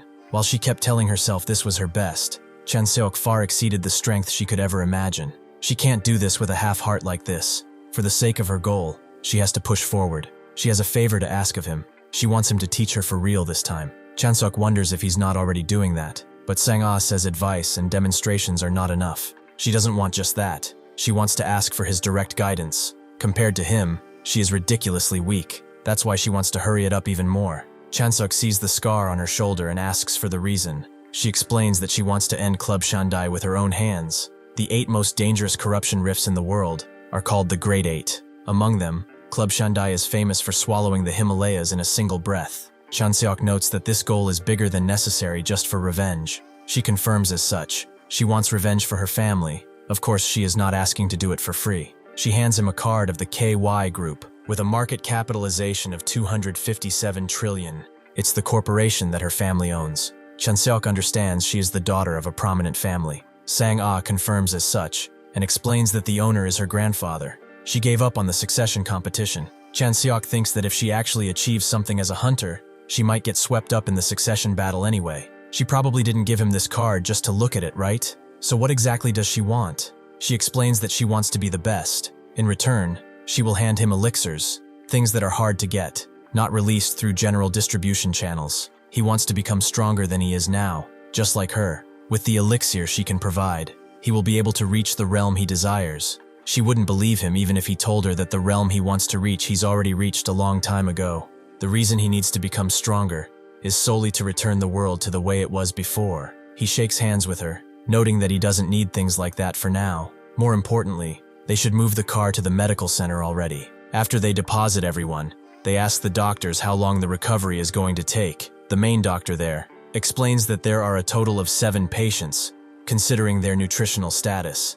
It will take at least a week before conversation is even possible. They will let them know when they regain their consciousness. They should allow them to rest. Chanseok says that's fine, and tells Sang-ah that they should start right away, which she certainly didn't expect. They go to an empty field, and before they start, Chanseok asks a question. If he swings his spear with full power, does she think she can dodge it? Sang-ah thinks that would be too difficult.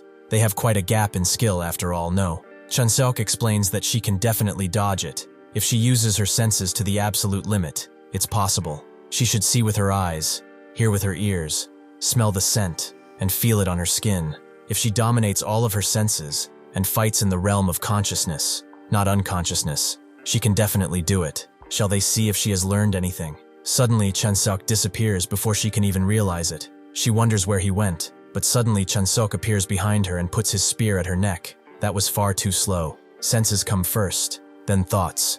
In real combat, there is no time to think. She should accept the senses as they are and move, because senses she has not mastered yet will only deceive her. That's it for the theory, though now they should move on to practice. They continue fighting like this in the field for a while. One of the 2 guards of the hospital is watching the other, wondering what he was doing, but as he watches, he is mesmerized too by what is happening, by the sheer display of power before them.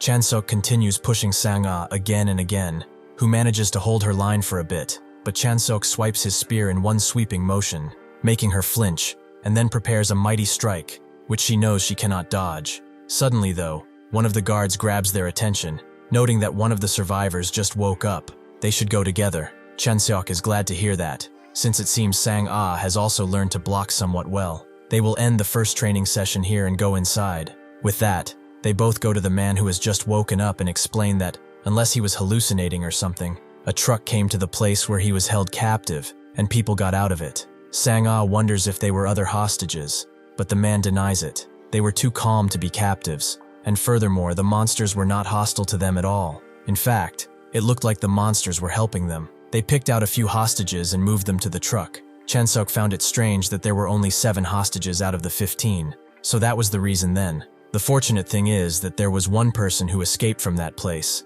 and thanks to them, they were able to rescue the others as well. The man explains that it wasn't an escape.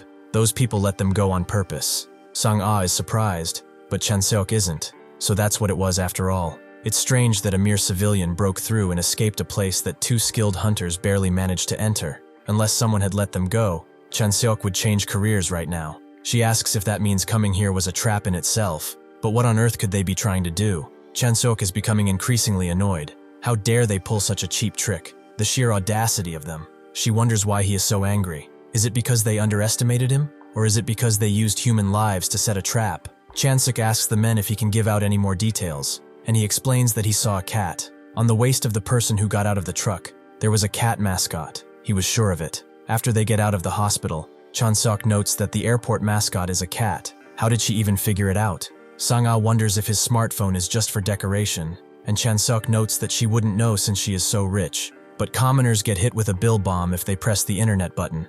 Sang-ah tells him that isn't the case anymore. Did he just come out of a cave or something? Anyway, she doesn't see anything around this part. Should they just go back to the shrine? Suddenly though, Chanseok sees something. Someone with a face full of piercings. What did he fall face first into a sewing machine or something? Unlike how ridiculous he looks though, this guy is definitely no ordinary person.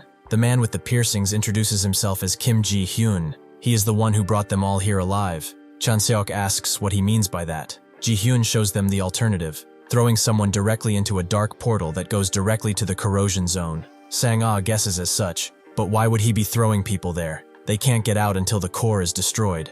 Suddenly though, the man he threw in actually turned into a corrosion zombie. But just as Ji-hyun expected, such a weak host yielded nothing but a useless zombie. With that, he destroys the man completely, with one single kick. Sang-ah is surprised, and asks if he wants to turn them into one of those things too. But why? Ji-hyun explains that naturally, it is because sacrificing mere ordinary people was never enough to create a truly satisfactory member of the corrosion. Now Chanseok understands these people aren't trying to ransom the hostages. They need the hostages themselves. Ji-hyun explains that personally, he doesn't care about any of them, but the elder insists. He said he should explain for the sake of the greater good, so they should all listen closely. They are the heirs of Dangun. They have gathered for a very special purpose, and they move to achieve it, to maintain and strengthen the hegemony Korea currently holds, so that nobody dares to challenge them. Suddenly, he puts his foot into the ground, throwing the two cars near him into the air. They will build a truly powerful nation, one that cannot be denied any further. Suddenly, with a powerful kick, he sends one of the cars flying towards them, and Chanseok asks when he is even going to get a break. Using one wide slash, he cuts the vehicle into two, but he doesn't understand their motives. As far as he knows, their country is already a major power, isn't it? Ji-hyun charges in, and explains that this is not enough. They will make this country one to be truly proud of, a nation that nobody dares to look down upon, a superpower truly strong and remarkable. He should think of the history of this peninsula, constantly extorted for tribute, forced to humble themselves at every single opportunity. And look what happened. Their sovereignty was stolen from under their feet. They must never forget the humiliations they have endured. Chanseok ignores all his platitudes and thinks that he must be a taekwondo black belt and is currently unarmed. However, he is much faster than expected. Suddenly, Ji-hyun manages to hit him, vowing that they will pay them all back. Chanseok stumbles back, thinking that he is fast, but he can still handle his strength. Honestly, what he is saying now actually makes a bit of sense. If all the corrosion zones disappear, Korea will struggle to maintain its current position like usual. But this is all to say that they have no intention of saving the world, right? Ji-hyun confirms as such. Why would they do such a thing? Chanseok explains that many lives are in danger. Does he not understand where priorities should be put right now? Ji-hyun tells him that he's the one who doesn't understand, because they found a way to control the corrosion zones. Chanseok is a bit surprised, as if what he is saying is true. That would change everything. If they can control the corrosion zones, they won't have to risk their lives anymore. They could all live comfortably and safely. He explains that, after hearing that, he is willing to cooperate. How much control do they have? If the conditions are right, he will hand over Sang-ah. Before she can protest, Ji-hyun asks why he should tell him anything. They've already achieved sufficient control. Chanseok stops him. Really? Sufficient but not full control. Is it just as he thought? They are all frauds? Do what people like them always do? They talk a lot but have no real proof. As he continues speaking, Ji-hyun gets annoyed and jumps in again with a powerful kick that Chanseok gets out of. He thinks that maybe he overdid it. He was trying to buy time to recharge his mana glove, but oh well, there's nothing for it now. He can no longer use the paradoxical phantasm flame. With his current abilities, a war of attrition is the best he can do. Suddenly though, as Ji-hyun charges in, Sang-ah joins the battle, grazing right where his head would have been. Ji-hyun is annoyed. He thought she would just stand there, paralyzed with fear. Is she feeling brave right now? Sang-ah tells him that she cannot fight him. She should not get involved. However, Sang-ah saw his gauntlet. He is out of mana, isn't he? And he needs time. She pops a vial with some strange liquid and asks how much time he needs. He says 5 minutes. and so she drinks it, and tells him to leave this to her. Chanseok wonders how many elixirs she has drunk up until now. He worries she could really suffer an overload. Sang-ah explains that this is an emergency, so there is only one shot, right?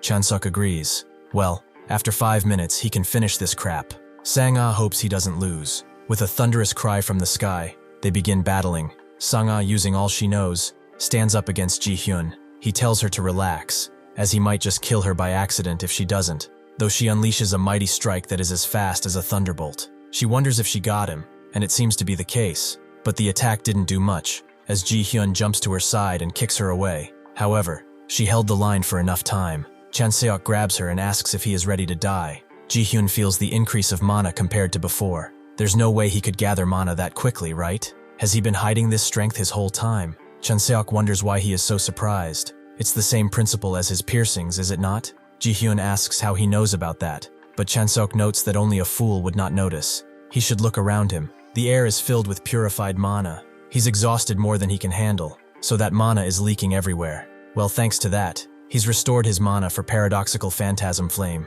so he should thank him, right? Ji-hyun asks what he is talking about. There is no such thing as a method to absorb wasted mana. Suddenly, Chanseok appears behind him and tells him that he doesn't need to know, as he is going to die today anyway. With that, he uses the blue trajectory 16 hit chain combo, completely overwhelming Ji-hyun. With this attack, he cannot even breathe.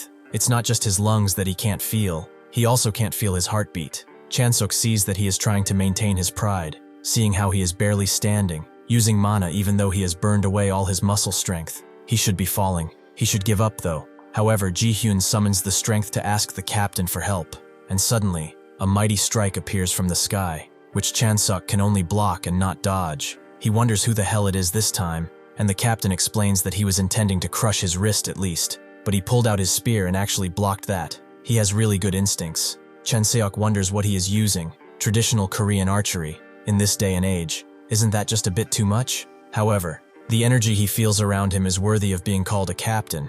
He has to admit it, but he is at least twice as strong as Sewon, and his skill is perhaps 3 or 4 times greater. The captain is pleased that he has guts, but perhaps it's that he doesn't fear death. Chanseok notes that if the captain had planned to kill him, he probably would have done so already, since he clearly hasn't. He is probably interested in this. Using one finger, he accelerates the flames around Ji-hyun, who pleads for help as he tries to breathe but can't. The captain tells him to first extinguish those flames, something he will not say twice. Chanseok thinks it over. Kim Ji-hyun's mana was already depleted before he collapsed. This guy in the hood is keeping him alive with his own mana. Even so, if the arrow he just shot had aimed for his head instead of his wrist, he would be dead by now, but he did not do that. With this in mind, he freezes Ji-hyun, and the captain catches him, telling him that he did a good job. He asks Chanseok if he realizes what he did to Ji-hyun.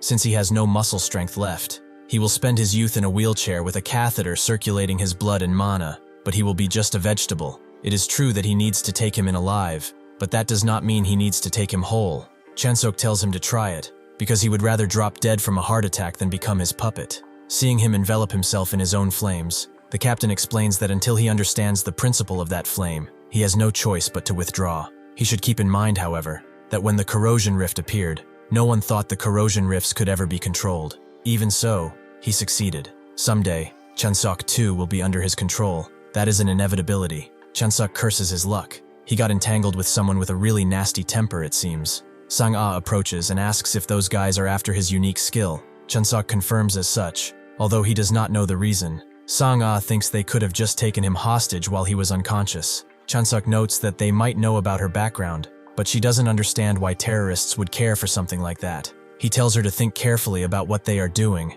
and their objectives. Would the Korean government truly dislike it? Honestly, they might even be receiving direct support from them. Sang-ah thinks that because of this, they shouldn't eliminate this corruption rift, right? Chanseok doesn't really care. They should just pretend not to know. Sang-ah would like to, but she is not good at lying, and he figured this much. They should save the discussion for later, though. She should wait here, as he is going in alone. Sang-ah wonders if he would really be okay with her not following him, as they don't know what's down there. But Chanseok turns around, saying that he will know once he goes. She should just rest, and recover until he gets back. He jumps into the rift, and arrives at the Tsushima Corrosion Rift, inside, which is a very large, Japanese-looking keep. Chanseok looks around, feeling the mana, noting that for a castle of squishy undead, this is terrifyingly solid. The yin energy feels like it pierces his lungs with every breath. He can tell without being told, that right behind this door, right in this building, is the core of the corrosion rift. He doesn't like thinking like this before a battle. However, if he lets his guard down even once, he will definitely die here. He goes inside and finds a cauldron with green fire in it. This is the core of the Grade 2 corrosion rift. This is far from what he expected. Suddenly, though, someone grabs his leg from behind. It's another human who pleads for help. His legs are gone, and it hurts so much. He just wants to get out of here, but the cauldron produces a long tongue and sweeps the man off his feet before devouring him completely. Well, not completely, as the man comes out as an undead. So it's the cauldron that was creating the undead, using people alive for it. Chanseok can't help but remember something from the past, when people did the same thing. He almost throws up. They really are disgusting. Suddenly, an ethereal voice notes that he is just another sacrifice. However, this one is strange. It differs from the previous sacrifices. This fierce, yet familiar energy. Yes, it's the energy of a warrior, is it not? He tells Chanseok to draw his weapon, as he wishes to temper his blade in a warrior's blood. Chanseok guesses that this is the real core of the second-grade corrosion rift. The pressure is enough to make the hair on his body stand on end. This hooded man subdued this monster alive and is controlling it. How in the world did he do such a thing? No, not even he was on this level, right? That means there's something else stronger than him. The warrior tells him not to be careless, and to think of the battle ahead. The warrior suddenly unleashes a strike that Chanseok can barely dodge. He is annoyed, as this bastard is incredibly fast. The method for dealing with a strong opponent, though, is simple. Before they grasp his weakness, he must end it in a single strike. The swordsman recognizes this and musters up all his strength to parry the strike. Chanseok is impressed. That was his maximum output, but he blocked it. What is more surprising than the block is that he did not see the motion of it at all. The swordsman tells him that, by nature, a swift attack should be unseen like this. Sure enough, Chanseok can barely recognize the blade in front of him as it arrives, and he is forced to take a hit elsewhere to not die. He can't believe this. This bastard could move even faster than that. The swordsman explains that he is doing well at making him miss his vital points. If that is the case, though, he should try blocking this as well. He suddenly unleashes a bunch of strikes, and Chanseok cannot defend against all of them, so he falls on his knees. Suddenly, though, he raises the paradox flame around him. He did not expect that he would have to bring it out so soon. The problem is that, since this is not a living being, paradox flame has no meaning as an attack. He wonders what he should even do. The swordsman is surprised. He dealt a series of surprises to him, so he made him curious about what must be done to make him fall forever. Suddenly, he unleashes his blade again, and cuts Chanseok in the back, tearing every muscle in his body. As Chanseok falls down again, the swordsman withdraws his blade, thinking that it is over, but Chanseok suddenly appears behind him. He nearly lost his consciousness at that point, but for some reason, this guy failed to tear the muscles above his shoulders. He's got to use Paradox Flame to boost his recovery and rapidly heal the torn muscles, and now that he's taken his back before he noticed, maybe he has a chance. He tries to strike the swordsman, but he dodges and appears behind him, because, as he said, he is far too slow for this battle. The swordsman strikes, making Chanseok bleed on the ground, but he actually missed his neck once again, only by inches, and only on purpose. Chanseok becomes annoyed and throws him off. The swordsman, not expecting to have missed there, clearly is quite lucky. Chanseok tells him to stop lying. He definitely could have killed him there. He's been holding back the finishing blow and keeping him alive this entire time. What the hell is he doing? Is he toying with him out of pity? The swordsman agrees he definitely could have killed him if it were the old him. Right now, this one cannot even recall a single name. Most of his memories from his life have been lost. The gaps in his technique, caused by memory loss, were fatal. He was defeated by an unidentified man, and was even fitted with this disgraceful-looking shackle. Chanseok thinks that the body remains, but the experience and memories are mostly gone. It is the exact opposite situation of his. That shackle must be the control those guys were talking about. The swordsman explains that he has lost far too much. His name, and the reason he even took up the blade in the first place. All that remains is a resentment steeped in deep sorrow. Chanseok looks at him as he begins transforming, taking off his cloak, and the swordsman asks if he does not look truly pitiful. Chanseok can feel his resentment, the resentment he speaks of. It has grown denser, however. He has lost a significant amount of his technique and experience. If he can't kill him in just one strike, he has a chance of defeating him. He must pour out everything and use his full power. They continue standing against each other. The swordsman thinks that black flames cover this man, and that all of his wounds and energy are restored. He possesses a certain peculiar ability. It appears the black flame is burning something else. Chanseok notes that his eyes are pretty sharp.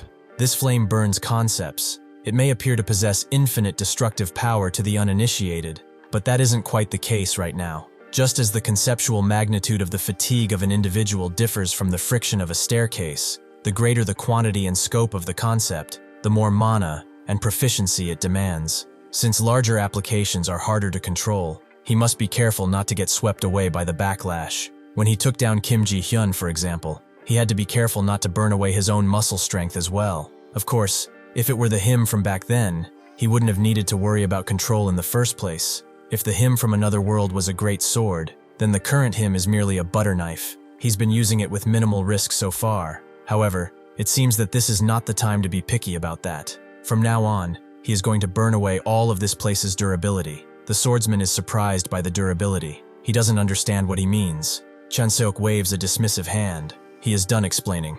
Enough already, so he will skip the explanation this time. Suddenly he strikes the swordsman, who is taken aback by the speed. Chanseok tells him to try to understand while he is getting hit. Since he has figured out that this guy has a limit, it actually works out perfectly. He was curious to see just how far the current him would go. The swordsman believes they should take this elsewhere, and suddenly they both crash out of the building and into the air, creating a mix of dark and blue energies. Their clashes create a show of light that is akin to a fireworks show. The swordsman clashes his sword into Chanseok's spear, and with enough pressure, actually manages to cut through it before unleashing a mighty technique, the slash. The mountains behind Chanseok shatter completely as they are cut, but Chanseok himself dashes away through one of the broken rocks and dashes toward the swordsman, unleashing his multiple strike technique. The swordsman falls down, wondering what he sees. He has never encountered this, not even on the battlefields of his past. Just what could he be? Chanseok is not done. He appears out of the sky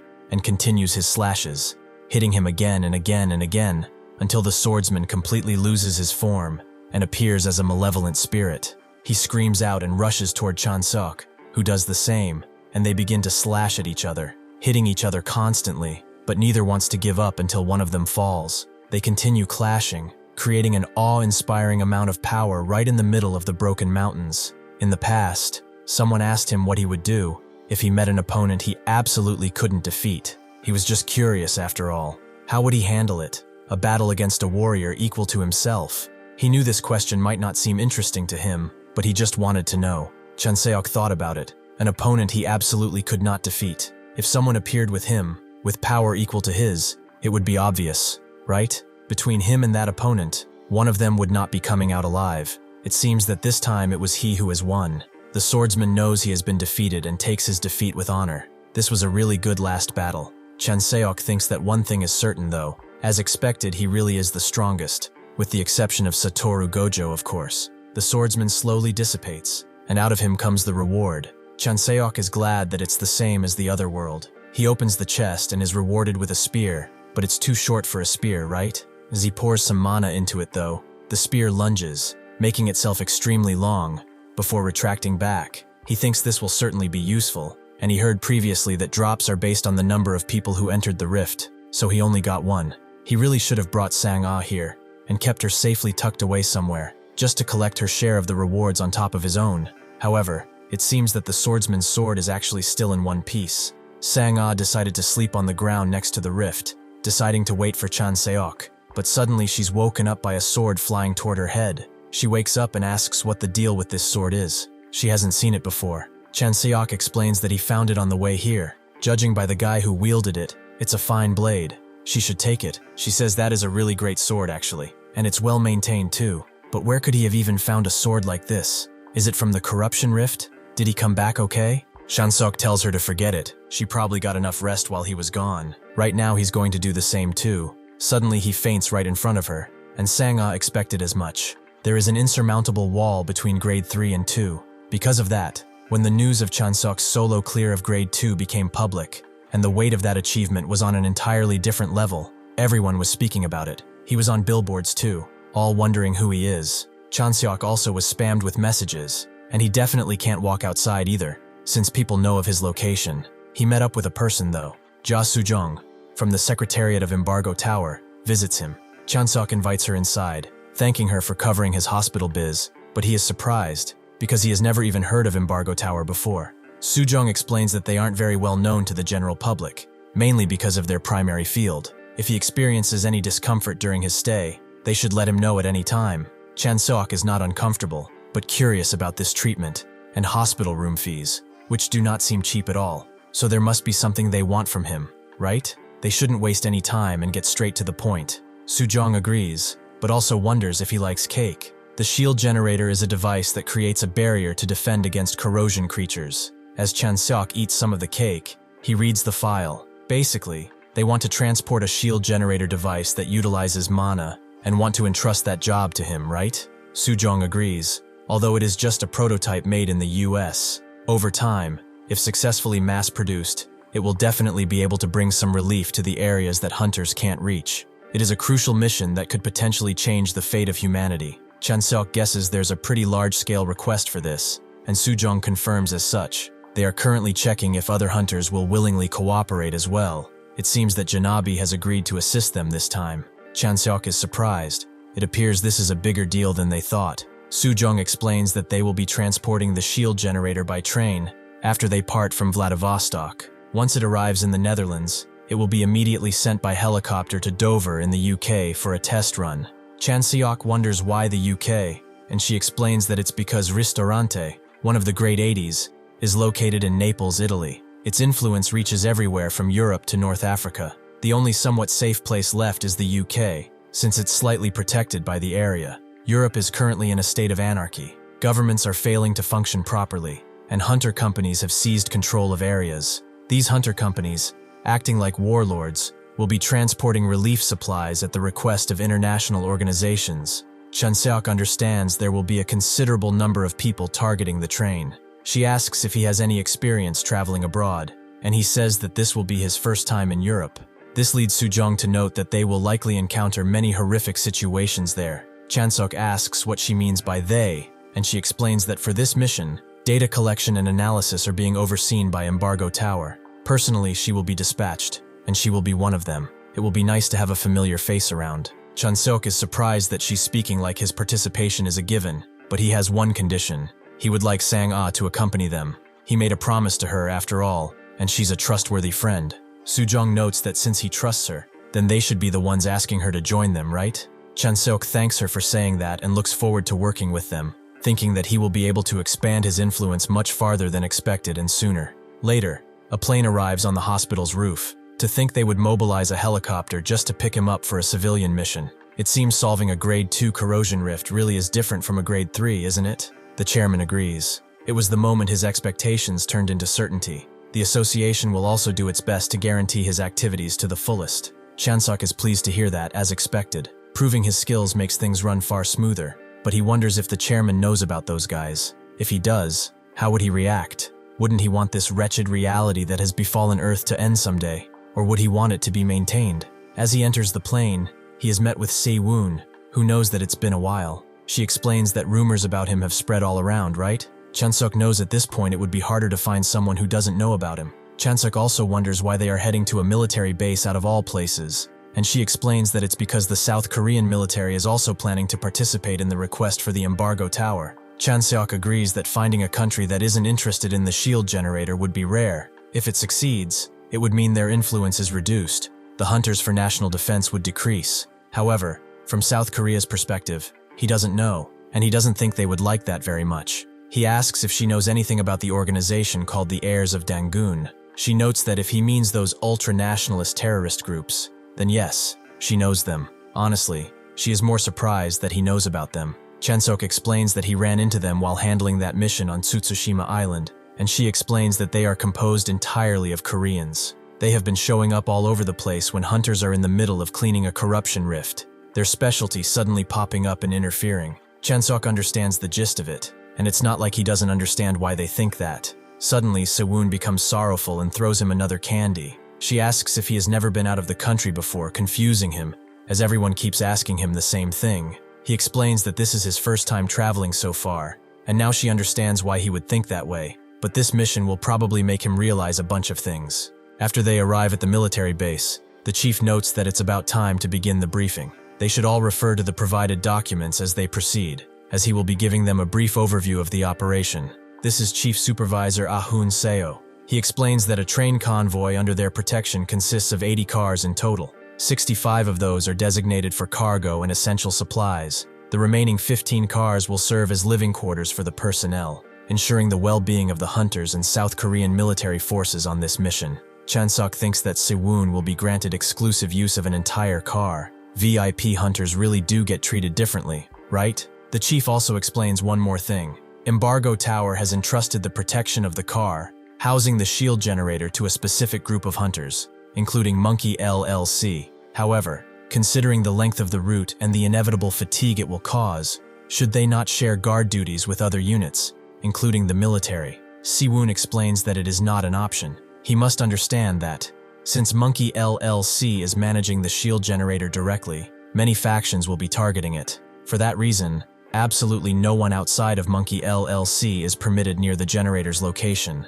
The chief is surprised that she is so direct, and notes that he would like to continue. These are the projected threats along the route. The chief explains that they have to pass through several affected regions, but there are 7 specific points where alpha corrosion sources are close enough to actually pose a threat. In addition, the criminal syndicates roaming the Siberian wilderness are threats that cannot be overlooked. Siwoon is a little amused. A train robbery, just like in a spaghetti western or something. The chief continues, noting that they have also sent official notes to the 8 territory lords in Europe, but only 3 of them have sent an official response.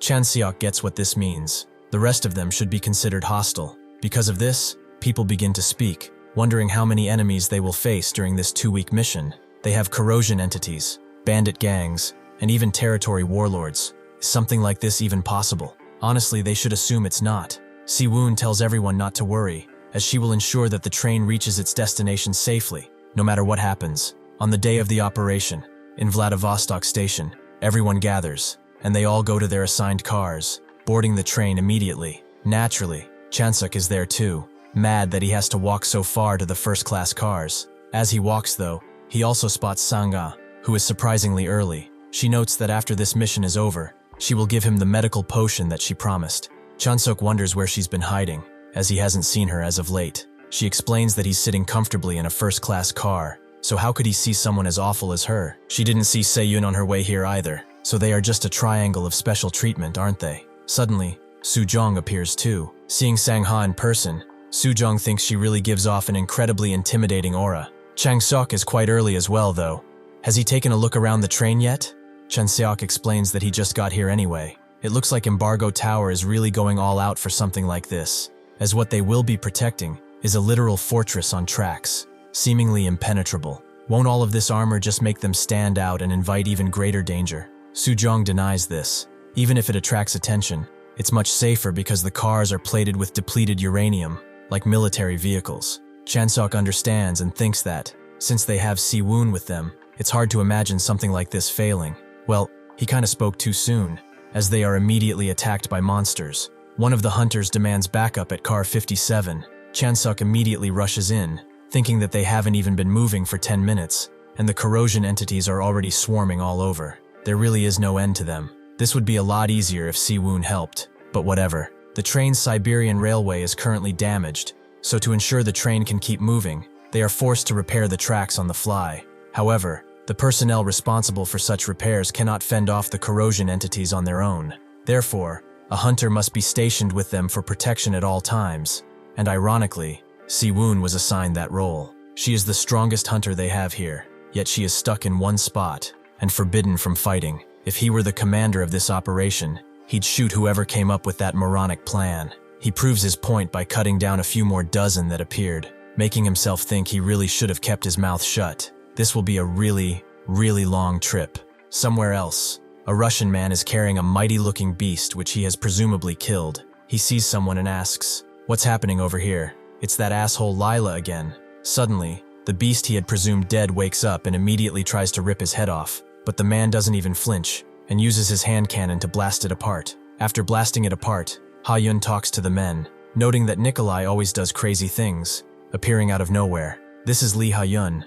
He notes that it's been a while since they last saw each other. He came here because he has a proposition for him, though as soon as he arrived, he was treated to quite a spectacular show. The territory lord of Vladivostok, Nikolai Baranov himself, was out fishing.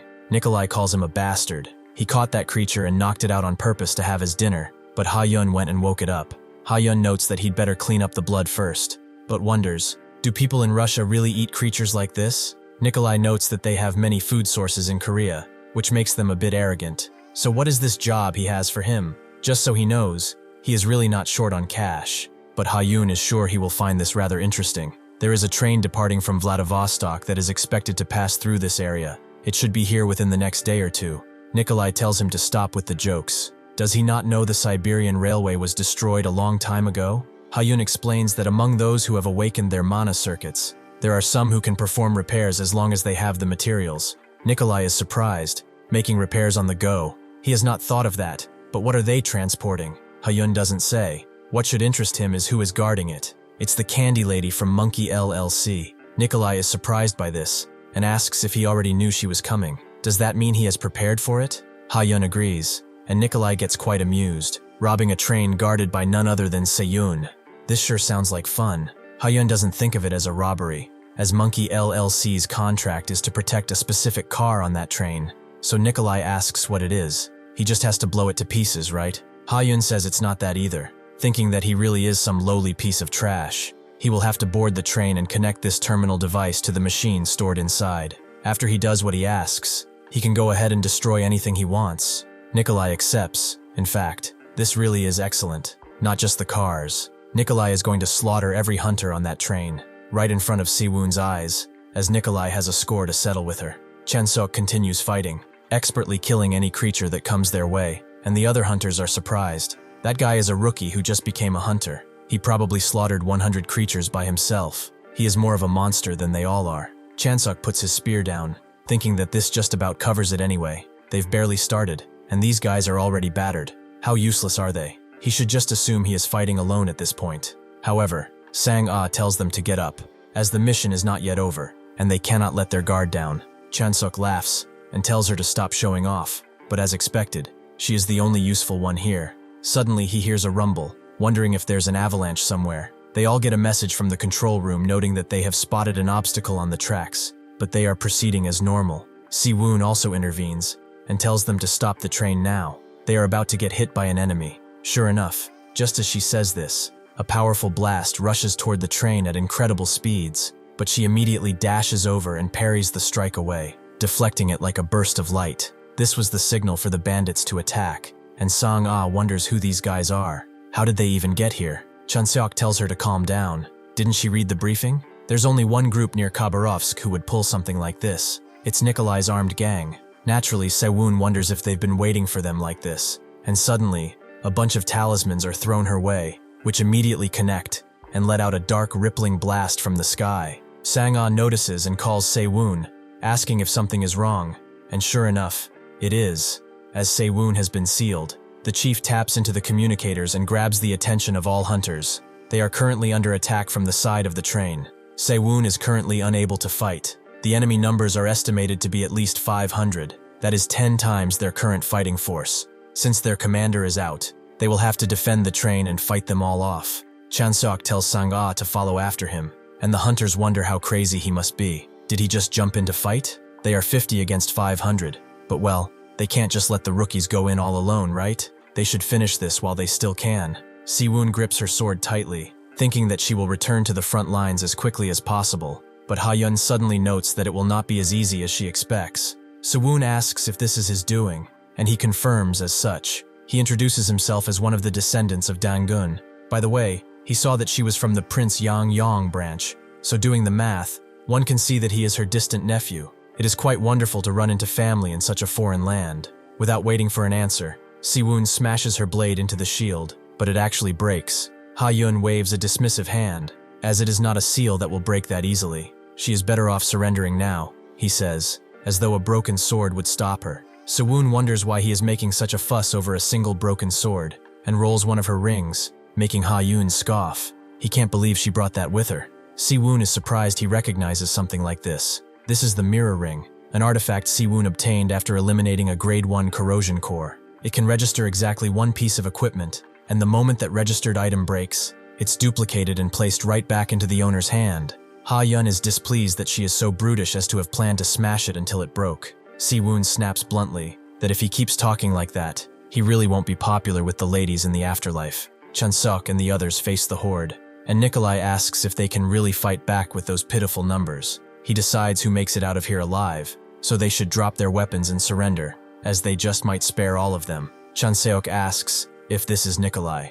How strange that he can't sense any mana from him, even though he is flying. Sang-ah explains that the suit he has was created 10 years ago during the Predator project. It was designed to allow ordinary people to fight even without mana. The North Korean military made a few prototypes to test it out, but she heard the project was crap due to the materials being so rare. Chanseok doesn't get it. Why is something like that in the hands of a Russian gang boss? Sang-ah has steeled herself for this, though she has only ever killed corrosion entities. Can she really do it with humans? Chanseok notes that it must be her first time with humans, right? If she thinks she can't handle it, she should really step back. Sang-ah notes that he hasn't fought humans before either. They're trying to kill them anyway, so they are no different from corrosion entities. Before she can finish her sentence, one of the gang members rushes in, aiming his axe at her head, but suddenly his head comes clean off as Chanseok cuts it. He tells her to do it if she thinks she can, although she shouldn't let the guilt eat her alive. It will fade away in a few days, or maybe a month. It will fade faster if she keeps moving forward. All Chanseok can hear now is people screaming and shouting, weapons clashing, guts spilling out, and blood flowing down into the white snow. It's a murky, violent whirlwind of human emotions that is swirling around.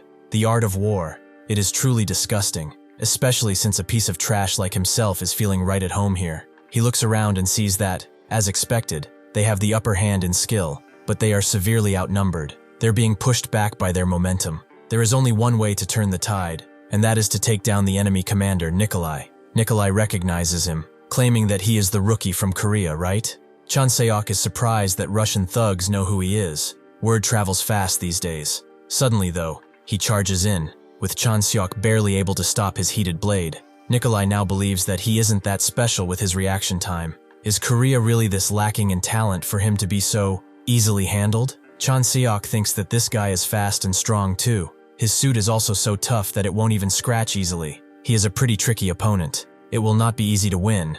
That is, if he hadn't gone to Tsushima Island before. He pushes him away roughly with a mighty punch, and Nikolai is getting annoyed now, so he will finish him with this, unleashing a bunch of projectiles right into him. Chanseok rushes through them and thinks, contrary to his words about finishing this now, he is controlling his firepower. But why is that? Is he worried about damaging the shield generator? Was that attack from earlier simply meant to stop the train then? But if Cien hadn't been here, it would have literally shattered into pieces. Does this mean these guys knew in advance who was participating in the mission? The Russian Alpha who showed up wearing a Korean military suit and the Seal Master who appeared with perfect timing. There's more than just one or two suspicious things going around here. Before Nikolai can charge in with another attack, Chanseok slams his blade into his shield, putting a small flame on it that is eating away at his durability. With this, he will be able to end it as fast as possible. He attacks again, putting another spark on his suit, and Nikolai drives him away with an overhead strike. However, this gives Chanseok the chance to use the blue trajectory 16-hit combo cannon, and Nikolai, after being hit, can see that there is a crack in his suit. He needs to fall back and buy some time. He asks if they don't need to break the Candy Lady seal. If he stops attacking, he can definitely help him. But Chanseok doesn't even listen as he cuts him in half, claiming that, unfortunately, he does not need the help of a mob boss because, as is pretty clear right now to everyone, she can do all of that by herself. The rest of the gang are either rounded up or killed, with Cien telling Chanseok that he did some good work that went beyond her expectations, and she hands over a candy to him. As he rips it open, he asks if the Sealmaster guy was a descendant of Donggun, and Cien confirms as such. He ran away right as she broke the seal though, so she lost him. Chanseok understands, and as two of the hunters pass next to him, they ask what he is doing. How can he eat something like that? How could he possibly do it? Is he out of his mind or something? Chanseok wonders what this is about, and Cien explains that he is probably the only one who did it. Everyone is collecting them. They brag about it when they gather a lot. Chanseok understands now. She is like a hunter among hunters. He also looks at Nikolai's corpse, where the soldiers are now divesting him of the equipment. Are they trying to recover it? Nikolai acquired and operated special equipment handled by the Korean military. To casually ride around with such equipment, He definitely needed one of two things: either a powerful faction that could completely disregard the Korean government, or the Korean military implicitly condoning his actions. A spark of suspicion grows in his mind. Can they really trust the Korean military personnel riding the train with them?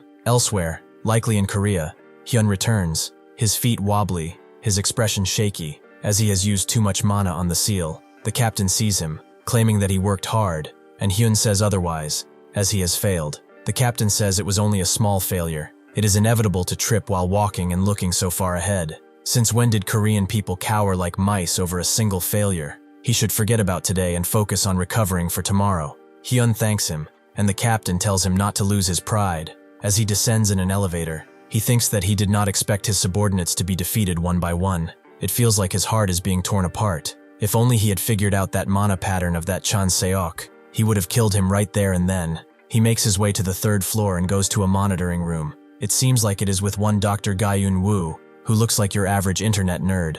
He asks the captain what brings him here, and the captain asks about the progress on that thing they talked about. Gyun Woo explains that it will take time, as he said, but he believes it's possible. However, the fact that they need an ample amount of budget and time has not changed. He will try his best, but it's really a shame if they had figured out the principles behind the shield generator. It would have been quite helpful. The captain tells him not to worry. The journey across Siberia is pretty long after all. As the train continues, inside the command center, one of the soldier commanders explains that, with 5 dead and 10 wounded, they've lost 1/3 of their combat power due to the previous battle. Seyun notes that they've taken considerable casualties right from the beginning, and they should administer aid to the injured. Proper medical treatment will only be possible once they arrive in Poland, so they should make sure to contact them in advance. She also asks who the warlord controlling Poland is, and the soldier believes it's Mazurka. Seyun also tells him to contact the Hunter Guild contracted with Mazurka and tell them that they're asking for their cooperation in hopes they will comply. The soldier knows that they can contact them. However, does she really think those warlords will cooperate so easily? Seyun thinks that they will have to. That is, if they still want Janabes and her help in the future. In Poland, at the Esprit Hunter Guild, a man screams in Polish about receiving a cooperation request from Janabi. They should tell her to buzz off. Who does she think she is? Ordering him around. This is Robert Veen. He is a partner hunter affiliated with Esprit. A few people tell him that it's a request from Korea's candy lady, Seyun. She has personally led the clearing of over 5 Grade 1 corrosion drifts. Rejecting her request without any valid reason would be pretty bad. Robert doesn't care. She is still just one hunter. Are they going to jump into a well just because a woman asked? One of them confirms the search. If it's necessary, he is prepared to do just that, as that's not just any woman. Robert calls him an imbecile and opens the doors to the guild, noting that she is just one of those partner hunters making a living by doing commissions. However, as soon as he opens the doors, he is met by most of the hunters from Esprit, and he wonders what the hell they are even doing here. One of them knows that if he rejects the candy lady's request, she'd rather just pay the penalty fee and leave Esprit. Robert just doesn't understand. The annoyance is getting to him. That woman is just a mere hunter. No matter how famous she is just a hunter, no different than any of them. One of them, though, explains that the candy lady is different. If it weren't for the support from the foundation established by her, he wouldn't have become a hunter. Another perks up, noting that thanks to her, her mother received surgery in Korea. Another speaks, noting that when he was injured in a corrosion rift, if she had not helped him, then he would have been abandoned. The one from before speaks, telling Robert that if this many people quit at once, the company will be in trouble. He had better apologize for what he just said and accept her request. Robert damns Seyun's influence, as it extends far and wide, it seems. Seyun herself looks out the window, thinking that the injured are in worse condition than previously. Unexpectedly, they have to keep going for at least 5 days to reach Warsaw. Will they be able to hold out? She can only hope there won't be any further delays. That's when her earpiece comes to life, with someone noting for all hunters that those corrosion creatures have appeared and slimes are pursuing them. Everyone should prepare for combat. The hunters think that slimes are ridiculous, but they still get up,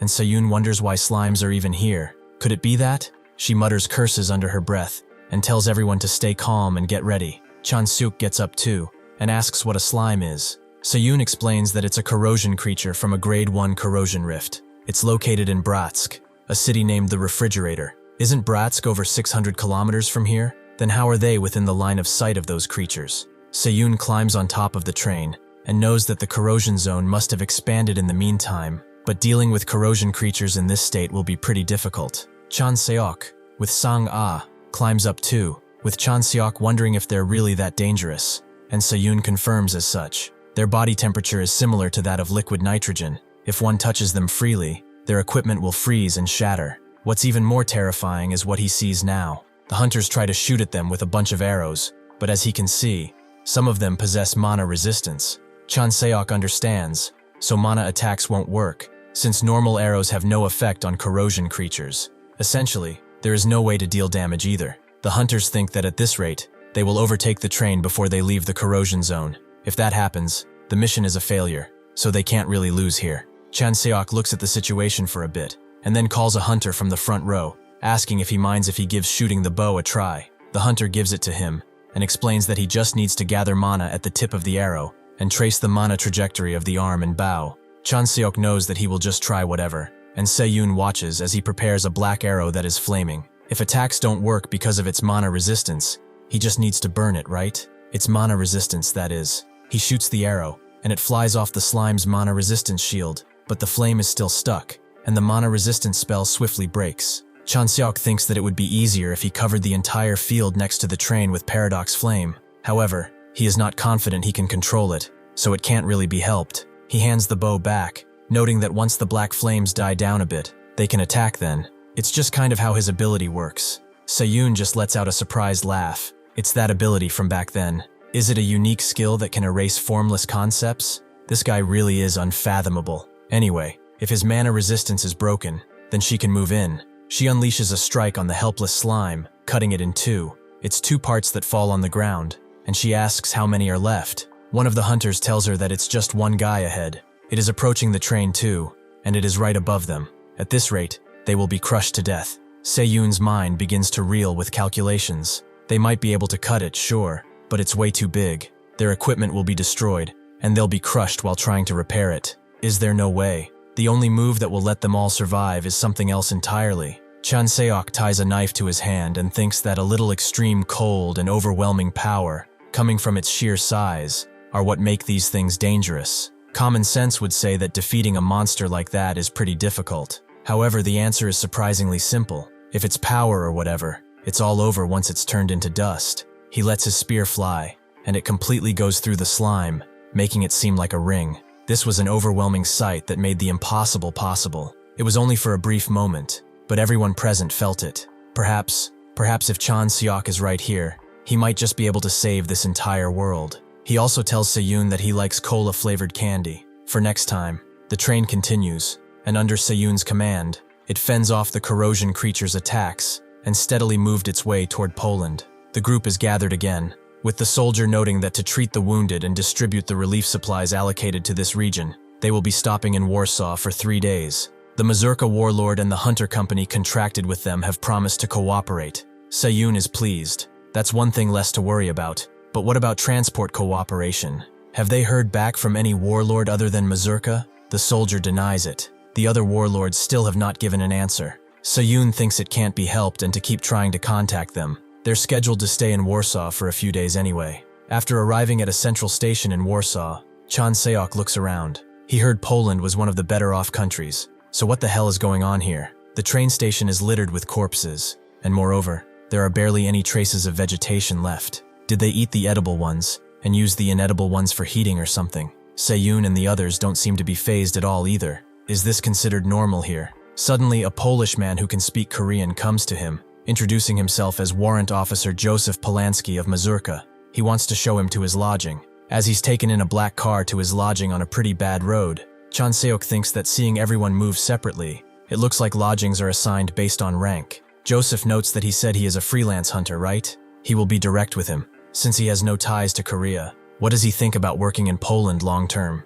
Of course, the infrastructure and buildings are naturally not as good as Korea's, but he will have much more power here. Chanseok scoffs inside his mind. Power. Even with corpses scattered all over outside, he speaks of power that allows one to casually offer limousines and champagne. Joseph continues. He knows that in Korea there are many restrictions on his actions because of the public image and such. But if he works with them, whether it is women or people to beat to death for fun, it doesn't matter. They can provide as many as he wants. Chanseok wonders if he can punch this bastard, but chooses not to. He is taken to a hotel-like place. Apparently he was assigned a good lodging, but this is at the level of a cheap neighborhood motel in Korea. It has a shower, a bathroom, and meals that are basically just instant food.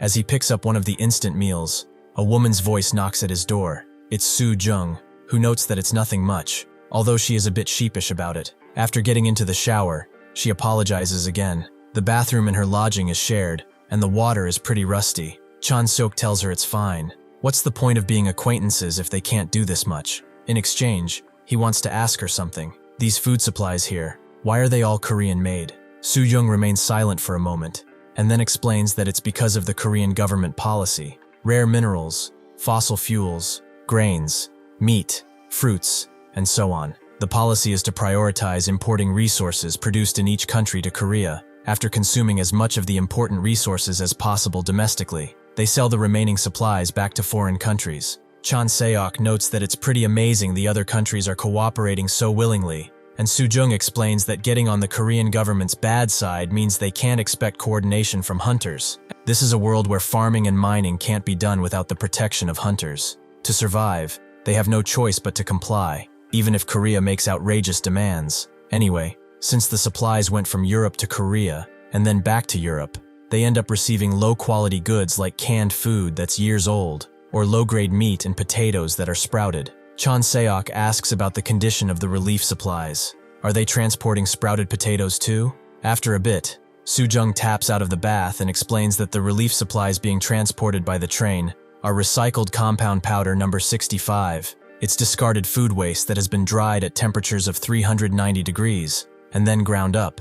The number 65 means it contains 65% recycled organic matter. Actually, she knows Korea has the capacity to provide better food ingredients, so why are they doing this? Chanseok explains that if they send food with value, it won't reach the people who need it. If it had value, whose mouth do you think it would feed? If they provide edible food as relief supplies, that food will not be able to reach the people who need it. At best, it will end up in the warlord's mouth, and in the worst cases, they will sell the food to buy weapons, because this is a world where they can get away with such things. Now he understands Se-yoon's words from back then. He was thinking too complacently. This world is even more rotten than the other one. Honestly, it is pretty ridiculous. The world is going to hell like this, and there is an organization that wants to control the corrosion source to make this situation last forever. He's got a feel for what stance he needs to take from this moment forth. He approaches Soo Jung and asks if he can ask one last thing. Where is the closest uncooperative warlord? In Hamburg, Germany, a bunch of people are gathered, with the German warlord,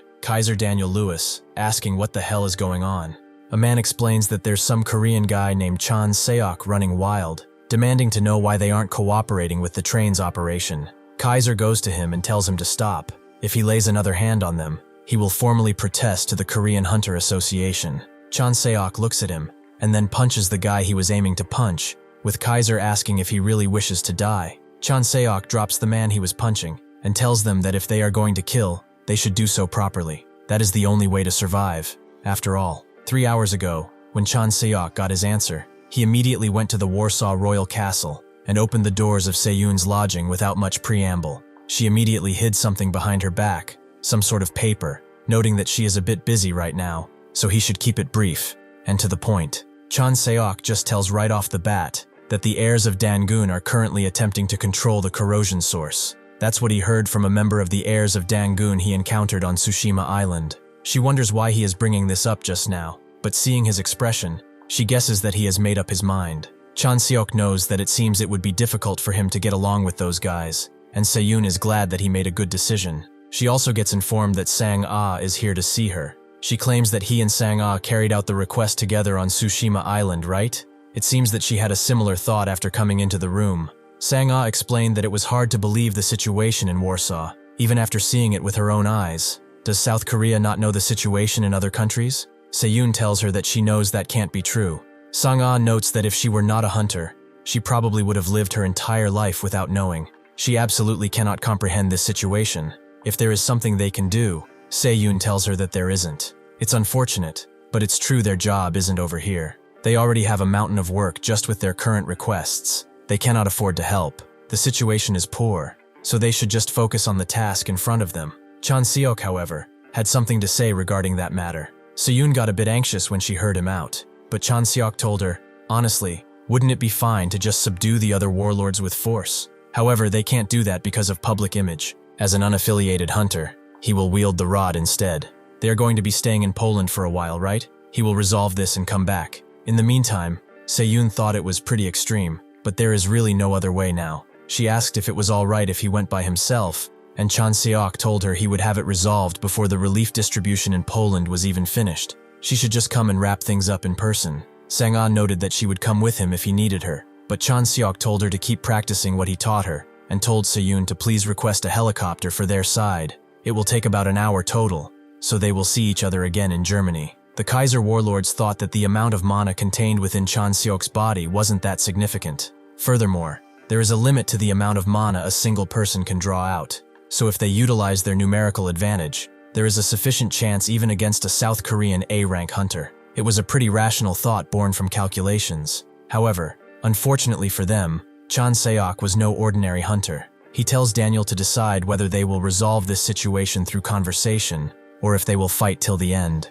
Daniel wonders who the hell this bastard is. His mana should have run dry hours ago. How is he still moving? He tells his men to open fire, but before they can even shoot a single shot, Chanseok wraps his arms around Daniel's neck and tells him to decide. Daniel is slowly losing consciousness and asks Chanseok how he is going to handle the aftermath. Chanseok simply does not care, so Daniel agrees to talk. They go to a tent, and Chanseok is handed something that is like cola, apparently, but it tastes completely different to him. Daniel tells him it's just similar in color and relatively easy to get, so they drink it. It's been years since he's had real cola too. Chanseok wonders if the situation here is even worse than in Poland. Even though there is a translation function, they are living in tents, and it seems electricity isn't supplied properly either. Daniel explains that this military base was built in the early stages of the corrosion source crisis. As time passed, national support deteriorated, and now, it's an eyesore that can't even be maintained. It is pathetic, the feeling of realizing one's own country's inadequacies. Chanseok asks the reason for not cooperating with the train operation, and Daniel explains they are in a situation where they need the shield generator more than the UK does, because of that damn Ristorante, which Chanseok recognizes as one of the 8 warlords. Daniel continues noting that the corrosion zone in the UK is currently facing nothing compared to what they are in Italy, where Ristorante is pushing up. Even at this very moment, they are in a desperate hold to keep the corrosion zone at bay. Chanseok explains that the shield generator is in the experimental stage, and it needs a safe location like the UK to collect data. Won't it just take longer for them to get it if they don't cooperate? Daniel slams his fist down, noting that he said they should talk, but this wasn't a negotiation table. Chanseok agrees that if he's realized that much, he should stop talking nonsense and just cooperate. Daniel just doesn't understand why he is so arrogant, as if he has another option. Chanseok claims there is, but he just doesn't see it, though it's not a highly recommended option. Daniel understands the subtext and asks what kind of cooperation he is talking about. Daniel tells him that's not something serious. He should return now. Chanseok wonders what kind of idiot he thinks he is. He is staying right here. If he just leisurely returned after hearing his answer, who knows if he will change his tune later. And he is not staying here for free. Here's his accommodation: cola-flavored candy. He worked hard to get it after hunting a slime. Daniel notes that Koreans sure have it easy. They don't even know what will happen tomorrow over here. Chanseok remembers what Seyun asked him. What is he going to do after that? After this request is over, does he have anything in mind? Chanseok notes that since he learned how ruined this world is, it was about time he did something. Whether it's a Grade 1 corrosion zone or the Grade 8 warlords, he has to smash them all to save the world. He tells Daniel that he will come to thank him in time because he is the person who will let him drink real cola within a few years. In a square just outside the Warsaw Royal Castle, the rations are being given out by the soldiers, which seems like a very watery soup that doesn't look that appetizing. The man who just received this portion asks if this is all. How are they supposed to fill their bellies with soup so watery that he can see to the bottom? One of the soldiers tells him to stop causing a disturbance and step back. Seeing that he is not, he knows that citizen suppression is required, so the use of force is authorized as the man continues to berate them, claiming they are no different from the thugs. One of the Korean soldiers puts his gun to his chest and shoots. The people scream out, thinking that he just killed him over something like this, but one of them explains that he is not dead. These are just salt bullets. They know everyone is in a difficult situation. However, they cannot give out large amounts if everyone wants to receive rations. If caused another disturbance, they won't hesitate to suppress them again. Hearing that these are suppression bullets, meaning that they cannot kill them, The people immediately begin rushing the large food pot, all vying for more than their share. Se-yoon is immediately given the report. 37 with minor injuries, 8 with severe injuries confirmed. This is the 24th case of forged ration tickets that they've caught. Se-yoon thinks it's so chaotic that they do not have enough manpower at all. Suddenly, a hunter notes that they have an incoming message from the Kaiser warlord, and Se-yoon tells him to transfer it immediately, because it seems that Chanseok has succeeded. Daniel just tells her that they will accept Janabi's request for cooperation. A few hours later at the Kaiser warlord castle, Daniel welcomes Se-yoon to Hamburg, noting that she sent quite a strange guy. She says it's nice to see him too, and thanks him for complying with their request for cooperation. Chanseok watches from above, and Sang-ah appears, asking what he is doing here. He says that he is just scouting the perimeter, and Sang-ah tells him that Se-yoon is looking for him. Chanseok says he understands. Not yet, but he will go down. But that's when he notices something from a nearby clock tower, a pretty vibrant light, almost like a sniper's glint. He immediately jumps away with Sang-ah, wondering where he is going, but Chanseok doesn't answer, and makes his way to the watchtower. He finds no one here, but he knows someone was here after being spotted by him. They used mana to conceal themselves and escape. It's faint, but he can see traces of it. If he follows the traces, he can figure out the location, which is right above him. Sure enough, the assassin pushes off the ceiling and tries to strike Chanseok, who blocks the strike, but he's surprised to see him appearing out of thin air. That's a pretty new method. The man did not expect he would find his location right away. It seems he must inevitably suppress him before proceeding. This is Joheim, another descendant of Dangun. Chanseok is surprised by his choice of attire and weapon, a hanbok and a cane sword. Just what kind of Murim concept is that? Joheim tells him it's not a cane sword, it's a Kalamu sword. He unleashes a bunch of strikes towards him, destroying the watchtower, forcing Chanseok to dodge again and again, but he also strikes back. However, something is strange, as Joheim's movements are bizarre. Even though this attack should have definitely hit, he is dodging all of them. Joheim tells him to put in a bit more effort, so he smashes his foot onto the roof and unleashes a pretty swift and devastating spear strike right into Joheim, but suddenly his body splits, claiming that he will never be able to land the hit on his body. Suddenly he shifts, almost like teleporting, and unleashes a bunch of strikes and appears right behind Chanseok, who managed to block most of the strikes, even though one got his cheek. With this, Chanseok is able to figure out two things. He uses clones,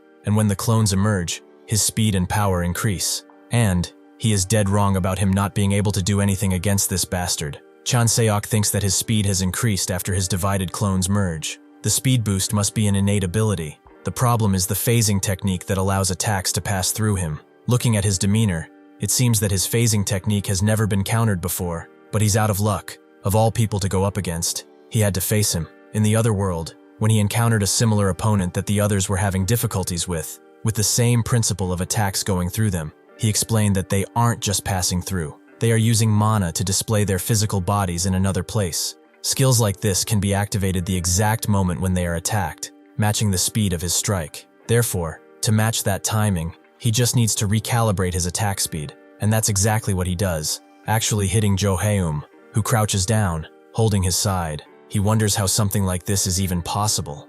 With that speed, he shouldn't have been able to reach his position. Just what exactly is this guy? He moves to charge in again, but that's when they are stopped by a gigantic explosion, distracting them from the fight. Joheim immediately runs away, noting that it seems he had better luck after all, and Chanseok is contacted through his earpiece with someone telling him to stop his pursuit and get back here immediately. The situation is extremely bad, as a chemical gas bomb was dropped in the northern outskirts of Hamburg. Chemical gas is a lethal poison gas that paralyzes the nervous system, even in microscopic amounts. It was a dangerous substance recorded as a forbidden weapon in the history of war and terrorism. Once it spreads, that area instantly turns into basically hell. Chanseok ignores Joheim, noting that he will be on his way. As he continues running through the city, he thinks it is strange. Why didn't they strike Hamburg directly? Do they have some other motive? The voice explains that the South Korean military calculated the impact site, wind direction, and speed, and they estimated that the chemical gas would blanket Hamburg in 15 minutes.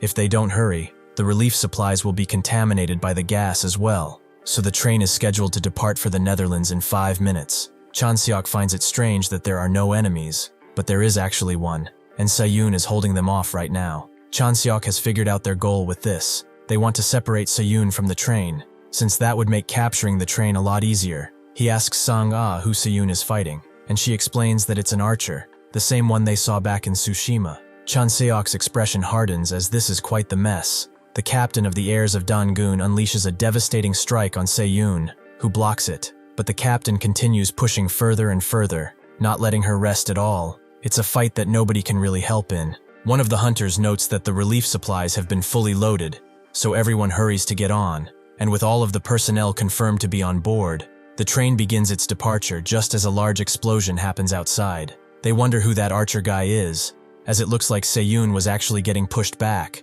Hopefully she is not losing. Suddenly the door above bursts open by none other than Chanseok, who notes that he barely caught up. He asks what they are doing. Seyun isn't fighting tooth and nail just for them to stand there. Now that those bastards have separated, something is bound to happen soon, so they should all come up and prepare. The hunters remain silent for a moment before one of them contacts all hunters and tells them to head to the shield generator. Seyun stands amidst the wreckage of their fight, thinking that this bastard is incredibly skilled. Is this person the leader of the descendants of Dangun? He notes that she is the 10th ranked hunter for a good reason, it seems, to think that she would block all of his attacks. She apologizes for ruining his plan, but the captain tells her not to worry. The moment they separated her from the train, their victory had already been decided. As the train continues, a bunch of people are standing at a vantage point above it, and another descendant of Dangun, Youngju, notes that it's finally here. A soldier reports that a suspicious group has been spotted on the bridge ahead, and all hunters are to prepare for battle. Suddenly, the group swarms on the train, with each hunter having their own battles. Youngju notes to Chanseok that it's finally nice to meet him, and he asks if she knows him. She confirms as such. Her superiors have told her to capture him alive. However, she is not exactly the type to take prisoners, and the elders aren't here anyway, so if she accidentally kills him, then he shouldn't feel too bad about it. Chanseok sees that she is carrying a gaya gyum, a classic Korean instrument. Before she gets to him, she stops and unleashes a wave of the song, attacking basically with sound waves. It's annoying, but if this is all she has, then it really isn't that dangerous. However, that's when Hyun begins a traditional dance with copper bells and iron pillars, and basically puts a curse on Chanseok, all the while buffing Youngju, who unleashes another powerful, gigantic wave of sound. Even Sang-ah can feel it. It was like a shockwave. If it's loud enough to be heard from all the way over here, then what about Chanseok? Naturally, his eardrums are almost burst, and he can barely stand up, but her playing is absolute garbage. Youngju tells him that he can never block out sound. He should struggle all he wants until he dies. Chanseok laughs. She says he can't block it, huh? If that is the case, then how about this? He unleashes a paradox flame all over, with Youngju wondering what kind of trick it is. Well, anyway, she needs to tell Hyun to prepare the next attack. However, her voice is not coming out as she speaks. Chanseok expected something like this. She does not seem to be used to a silent battlefield, and because of that, he can disappear well into the flame. She wonders where he went, and never expected that he had such a pathetic little trick up his sleeve. Still, this is 2 against 1. Even if he lands a surprise attack, the other can just take him out. Of course, whoever gets ambushed will likely have to risk death. However, she wonders why Hyun looks like that, and she immediately understands that she is the one being ambushed. And naturally, Chanseok cuts her. Hyun thinks that in the first plan he made with Hyunju, in order to capture Chanseok alive, they were fine with one of them dying. However, he cannot stand by and allow it to happen. He unleashes the seal on Chanseok with Hyunju, asking why he did it. The black flames recede, and Hyunju continues asking, as she told him to not use the seal before they subdued him. Hyun claims that he had no choice, but they did catch him. His barrier stopped not only their officers but Seyun as well. It should be more than enough to restrain Chanseok. Since it's come to this, she needs to at least recover the generator. However, he sees that Chanseok is not worried at all. He seems just as malevolent as before. It should be impossible to break out. So is he tense for nothing? He tells Hyunju to get up as they are going to grab the shield generator. However, Chanseok's extendable spear smashes through his belly and he wonders how, as he definitely shouldn't be able to break through. Chanseok asks who gave him permission to decide he is leaving. Is he out of his mind? Hyunju knows he's been defeated. His power has already surpassed his imagination, and the shield isn't what matters right now. They must survive. He tells Hyunju to run away as he pulls out his blade. Chanseok agrees. She should try to run, and he should try to run as well, and leave the shield generator behind. He really wants to see them try to run. At the Hamburg Central Station, or what remains of it, Seyun and the captain look at each other. but the captain relinquishes his attack, noting they should call it a day. They are proud of her, as her very existence is proof of the superiority of the Korean race. Se-yoon sighs. It's the Hwanguk theory. Does he believe in that nonsense too? The Hwanguk theory is the primordial Korea claimed by pseudo-history believers, stating that Hwanguk ruled over all of Eurasia around 60,000 BC, and that they even developed and used submarines and telephones at that time. The descendants of Dangun used this Hwanguk theory to rally their forces. This is a fact well known even in the outside world. The captain denies that one would have to be out of their mind to believe something stupid like that. But does it really matter whether he believes it or not? What matters is that the people who do believe are with him, and because of that faith, they will join him in his grand dream. Faith does not require proof, just belief. With those words, he disappears, leaving Se-yoon in the aftermath of the battle, which is pretty sizable.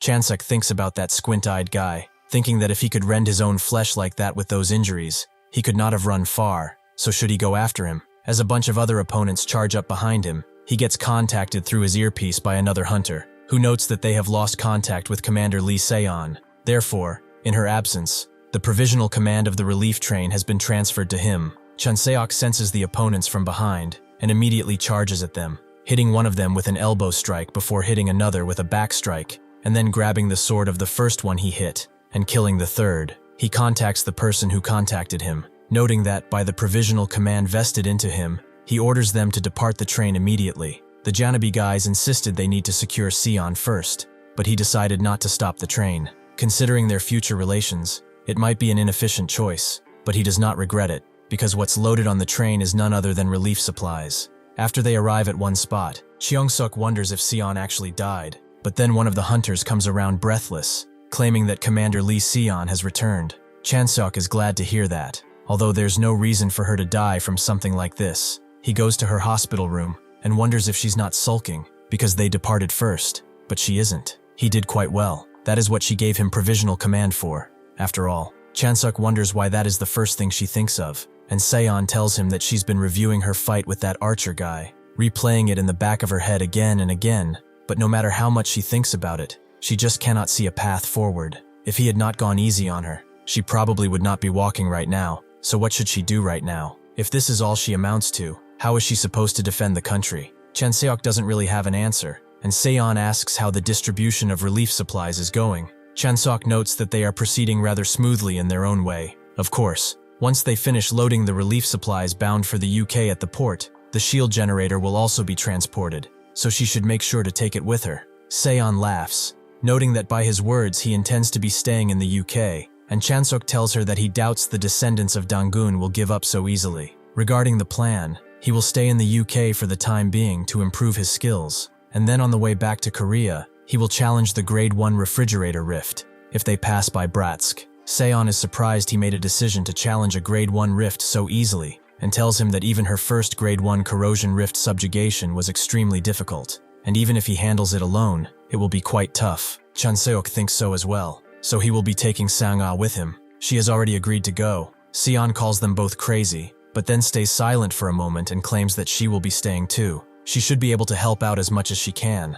There are assessments that Bratsk's refrigerator is on the weaker side among Grade 1 corrosion rifts, but even so, it is still a Grade 1. He mentioned it before, right? That he'd smash every corrosion rift on Earth and save the world. Even after experiencing a Grade 1 in Bratsk, she hopes he can keep that light burning. Chanseok smiles and notes that he has one favor to ask of her. After that, Sang-ah and Chanseok are taken to a pretty large mansion-like estate. Apparently, they have gotten this on the condition of protecting the shield generator. It is spacious, and it will be good for training. Sang-ah wonders if this is okay. This place is pretty far from the shield generator after all. Chanseok tells her that there are more decent accommodations out there, and since their mission is to deploy when problems arise, it is fine. As long as they uphold the contract condition of checking in via radio every hour, they probably will not interfere. He also asks if she has the things he asked for, and she does. There's not much stock these days either, but Chanseok notes that this much is more than enough. He puts all of the vials together and pops them into his mouth, doing it like this because it's bitter if he drinks them one by one.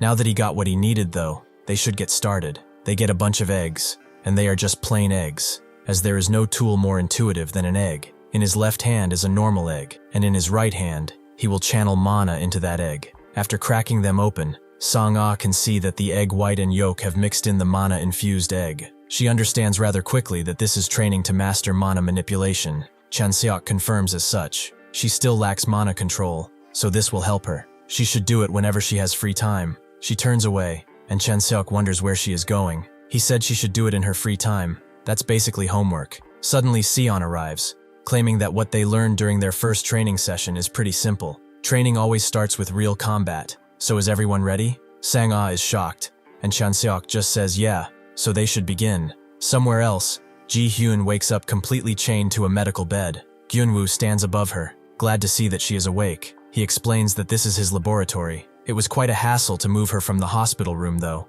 She asks why he did such a thing, and after remaining silent for a moment, he turns around, claiming that, seeing as she is practically half dead right now, he thought she might get bored staring at a hospital ceiling all day, right? Ji-hyun immediately gets annoyed, asking if he wishes to die, but Gyunwoo laughs. She can't even breathe without a mana respirator, so she should not exert herself too much, and he is also not the one that anger should be pointed towards anyhow. He recently succeeded in a little experiment, so what does she say? Does she perhaps want to get revenge on the one who did that to her? 1 month later, the training continues. Sang-ah tries the egg thing again with a bruised face, and she can't really do it like Chanseok, although she can do it slightly. Chanseok tells her that her 5-minute break is over, so she should come back to training. She immediately does so, seeing that the egg is starting to part slightly. All they've done is a 2-on-1 sparring session against Lee Seon. This training has 2 objectives. The first is to get stronger. Seon charges in at Sang-ah, who has not even landed from her attack,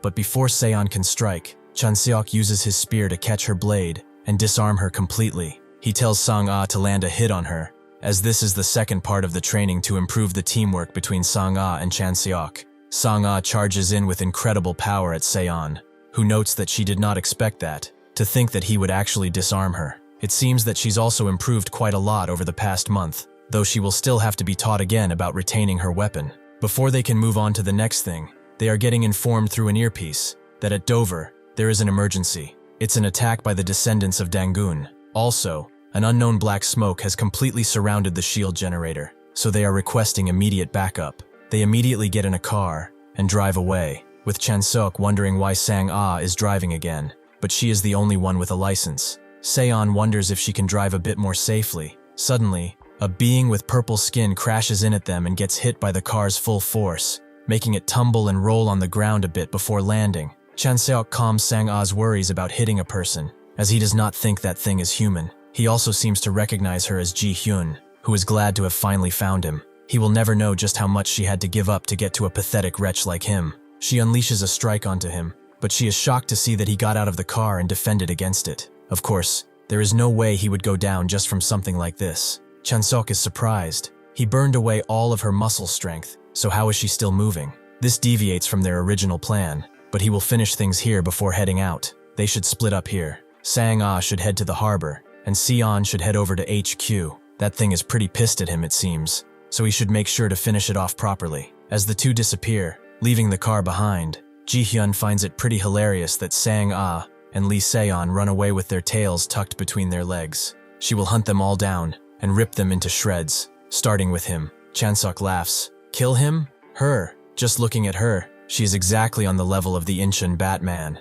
Ji-hyun notes that this is just more of his pathetic jokes, isn't it? From the very moment he crippled her, she swore to herself every single day that she would inflict the same exact agony upon him, so she would tear him limb from limb as she charges in. Chanseok notes that this might be a bit more dangerous than expected. Sang-ah makes her way into the harbor but finds it makes no sense. Were all the hunters at Harbor City taken out? Suddenly, a few opponents from behind land roughly in front of her. One of them turns on her, noting that he thought there might still be some stragglers left alive. So she is the little lady, daughter of the KI group? It seems they are going to get quite a hefty ransom from her. Sang-ah wonders if the three took the entire area by themselves, but she notes that the word daughter already implies being a lady, so they are making it sound a bit more awkward. Saying KI group daughter or whatever would be fine too. They all laugh at her, as they thought she was just some stuck-up little princess, but she was no different from the village idiot. They were planning to collect a ransom, but seeing her condition, they doubt they would even get full price. So to cure their boredom, they would take their time playing with her and ripping her limbs off. It seems everyone in this manhwa has an obsession with tearing limbs off. Sang-ah knows she has to take down the three of them, plus all three of them have twice as much mana as she does. She remembers Chanseok's words that, in an actual battle, the amount of mana is not what's truly important. It's composure to read the flow of battle as it goes on, so she needs to stay calm and hold out until Chanseok gets here. Gyunwoo gave Ji-hyun something that would increase her physical strength by 7.8 times. It will inject new strength into her body, which has become nothing but an empty shell now. Furthermore, since she already possessed a considerable amount of mana within her, she won't have to rely on a respirator anymore. However, there are side effects naturally, as with any medicine, but not many. They are pretty dangerous. Her bones will shatter, her internal organs will continue twisting, and her eyes will dry out as if they're burning. Even so, it is a low price for gaining a new body, right? He really hopes that she is not afraid of the future of having to live as a cripple for the rest of her life. He is giving her an opportunity here, an opportunity to pay Chanseok back with an even worse fate than what she is going to suffer with that hatred. Ji-hyun agrees. What she should be looking at is not a hospital room ceiling. There is only one thing she must see right now, and that is his miserable corpse on the ground. She unleashes a bunch of devastating strikes onto Chanseok, who is forced to block all of them, but then rolls his spear around, deflecting one of her fists and sending her up into the air. Ji-hyun is rather annoyed by this, but she vows that the moment she touches the ground, she will finish him. However, Chanseok seems to be standing on his spear and then launches himself right into the air, the spear extending a lot more than Ji-hyun would have expected. Now standing right above her and having the advantage, Chanseok notes that he is honestly pretty surprised. Her punches definitely hit a lot harder than they have before, but how is her durability? They should see if it's as strong as her fists. With that, he unleashes the dual orbit spear infinite repetition into her, sending her crashing hard into the ground, taking out both of her arms and even a leg. She coughs up blood, spitting it onto the ground, knowing that even this is not enough power to defeat him, so she asks him to kill her. Chanseok thinks about it, but no matter how much he does, this is strange. Mana is flowing through her body instead of blood. It's an advanced magic that would require dozens of mages working together, even in another world, and he didn't remove the impurities in such a high-level procedure. Besides, her blood was not human. He lived in a world that he devoted thousands of years to researching mana, and judging from his experience, humanity's understanding of mana is not high. They are closer to primitive cavemen who just discovered fire. But to think a primitive like that found a kitchen knife, and is using it to cut meat. The descendants of Donggun might think they invented this on their own. However, having seen this countless times, he knows this is a landmine intentionally planted by some kind of entity. This was not the work of humans. Did she make a contract using mana, perhaps? This is something from a powerful entity that extracted its own mana and materialized it. By accepting it into one's body,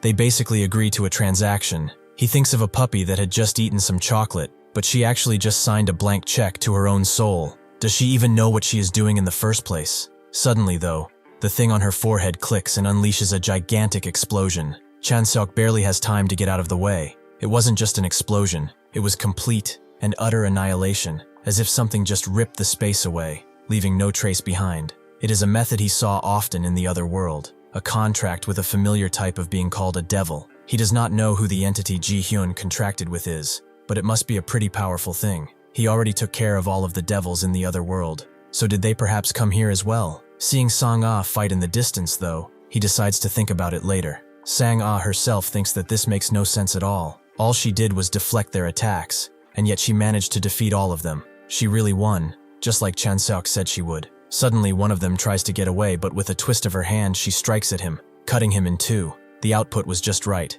and she did not use too much mana either. Was it perhaps a clean finish? Chanseok confirms this from behind, but she overthinks things too much when she fights. She needs to focus on fighting, and not on anything else. Sang-ah is rather annoyed that he starts with the criticisms first, and asks how long he's been watching. Chanseok notes that he arrived just now. But anyway, is this the famed shield generator they have to protect? Sang-ah looks at it as if it is the culmination of mana technology. It seems to have condensed a massive amount of mana as well. Seon also arrives. Glad to see that this is where they all gathered. It seems that everyone is fine as well. Sang-ah sees that Seon did not go easy on her opponents at all, but Seon tells her that taking it easy on crazed mobs is out of the question. Chanseok wonders how he should explain Ji-hyun. It's not hard, but if he tells everything he found out right now, it's obvious they will ask that. He can't tell them he actually went to another world and saved it, and then came back to Earth as a reward. Earth is a mess too. Since he couldn't get a job, he decided to become a hunter. There's no way they would believe something like that.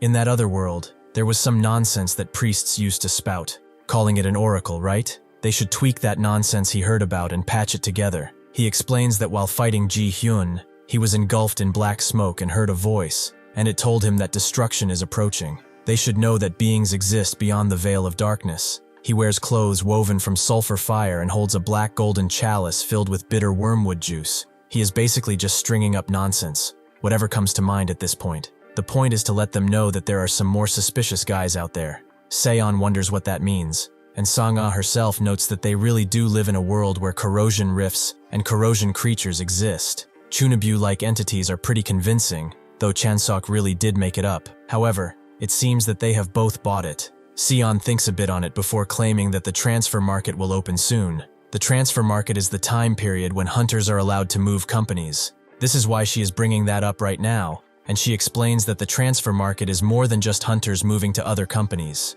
Representatives and famous figures from each hunter company gather to exchange information. If so, they can also discuss the story he just told right now. Chanseok notes that if a hunter of Seon's caliber speaks up, it would be pretty hard for the Hunter Association to ignore it. She also claims that even if the transfer market opens, not all hunters are obligated to head to the association. Probably in Seong-hyun's case, she will come to see him personally. Chanseok forgot about this guy, but his own popularity makes him wonder if Seong-hyun will beg to meet him. Sang-ah tells him that Seong-hyun is already married. Plus, his partner is a woman. Chanseok wonders if Seong-hyun fell in love with him at first sight when they first met. It really is a shame. Naturally, he's joking. He's obviously talking about the transfer market, but this is fine. This is his own problem in the first place. At the Taebaek Guild, Seong-hyun bows down to Seong Si-hoon, representative of the Taebaek Guild, whose unique skill is psychokinesis. Seong-hyun apologizes, but Si-hoon refuses to accept that. He grabs Seong-hyun by the neck and pulls him up, as he's not doing this just to hear something like that. He apologizes once again, but because that punk became more famous than expected, things happened like this. Si-hoon tells him that if they can't even resolve something like this properly, what will people think of their guild? What will they think of him, the master of Taebaek? He hates hearing lame excuses and crushes Seong-hyun further. He said he had no intention of joining Taebaek, right? But does his intention really matter? There are no second chances. They should make sure he has a chance to join Taebaek during the transfer period, or he should not come back at all, as he will send someone to make sure he is disposed of. That is why he is now at the place where they are currently living. He does not wish to speak for long. When the transfer market opens, he should fulfill the promise of a chance to join Taebaek, as the conditions have changed. Even looking at the materials they've shown him, they have no intention of negotiating in the first place. He notes Taebaek is different from the other hunter guilds too. Other hunter guilds don't have representatives. Partner hunters merely band together to work and split the generated profits.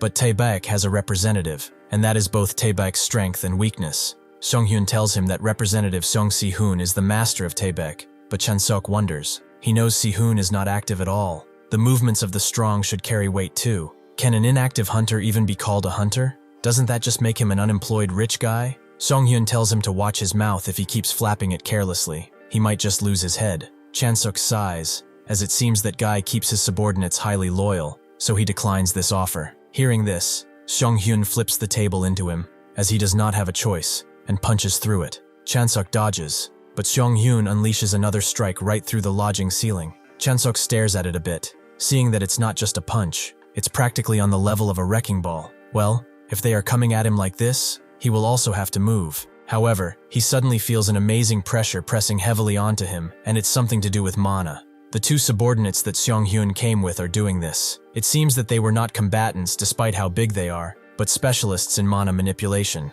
Seong-hyun strikes at Chanseok, who barely has milliseconds to dodge. Chanseok can see that he was actually aiming at his temple. He really does intend to kill him. He tells Chanseok that if he does not join their Taebaek guild, he will crush his head right here. Chanseok laughs, finding it really scary, and smashes his left hand into the ground, letting out a bunch of flames that begin consuming both Seong-hyun and his subordinates. With their strength and mana manipulation waning, Chanseok gets up, wondering if they think he only heard that kind of threat once or twice. He is getting sick of it. He explains that the flame that is on them right now will never go out, not until every muscle involved in their breathing loses its strength and their breathing stops completely. In other words, until they die. Seong-hyun knows he messed up, and he screams out, asking if he thinks he will get away with killing a Taebaek hunter. but Chanseok finds that rather strange. Was it not survival of the fittest their motto? Survival of the fittest means that the weak will die to the strong, so now he will just have to die. Seon and Sang-ah come into the lodging,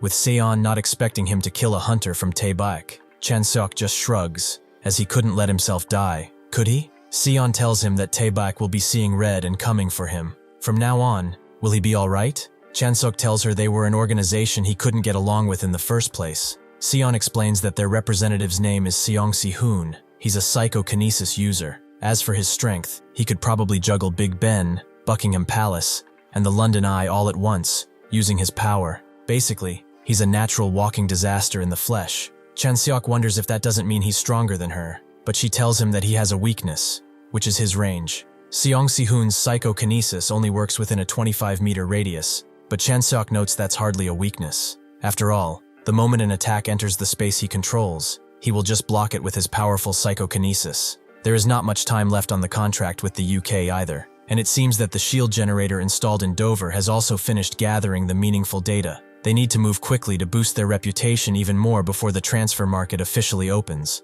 He wonders if he will be able to clear the Great Land Corrosion Rift in Russia, the refrigerator. Seon tells him that from Great Land Corrosion Rifts onward, it's not just corrosion that appears, but difficult gimmicks will be present too. She cannot say for certain, but the chances are about 40%. Chanseok understands that he will have a special rule he needs to follow to clear the corrosion rift, right? Pressing buttons in a specific order, or perhaps having a special rule one needs to follow to destroy the core protecting the corrosion rift. These are unique mechanisms or patterns that must be utilized to clear it. All of these things are collectively called gimmicks. Seon tells him that there shouldn't be gimmicks. They usually start from grade 2 corrosion rifts. Chanseok tells her that the descendants of Dangun must have toyed with the Tsushima Island corrosion rift, which is why there were not any. Seon tells him that adapting to gimmicks inside a corrosion rift is not about the power one possesses. It is strictly about experience, but the two of them do not have that kind of experience. She also mentions that, for their information, the bounty on clearing the corrosion rift called the refrigerator is 38 billion won.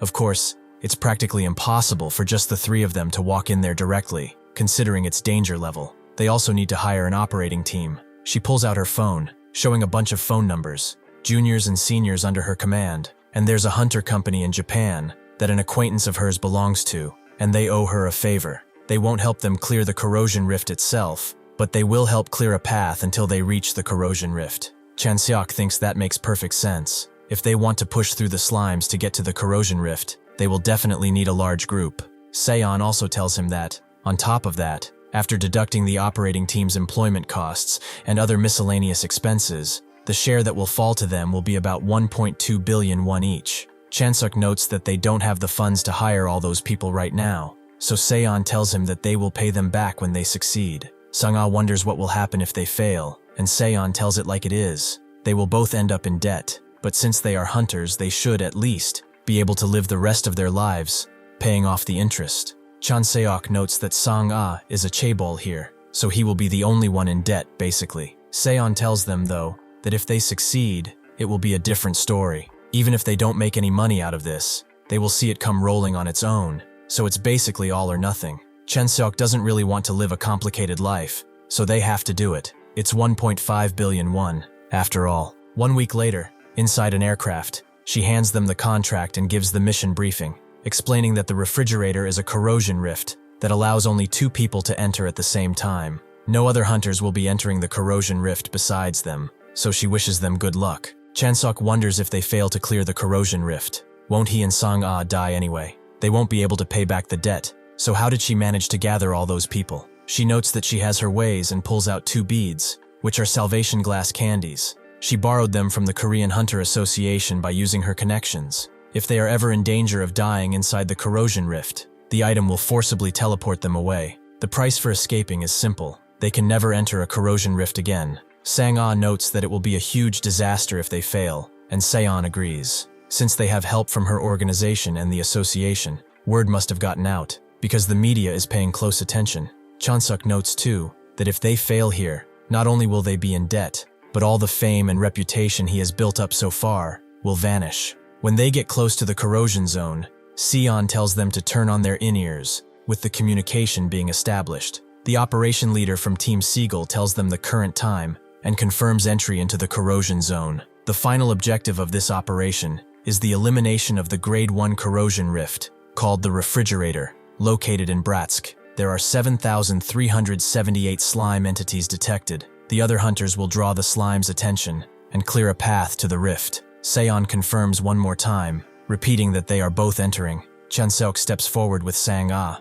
and thinks that if Seon could come with them, things would be a lot easier. But if that happened, all the attention would go to her, not to him. The rank 10 hunter, Seon, tagged along and cleared the Grade 1 corrosion rift. It would look like they were both carried. But if he and Sang-ah enter and clear the Grade 1 corrosion rift by themselves, it's a different story. Seon is a little worried and wonders if they will really be okay, but Chanseok notes that they've already set the stage. Now they just have to pull the trigger. He's already taking a massive gamble, fully prepared to be buried in debt if he loses. In that case, he has to choose the option with the highest payout, so he will win.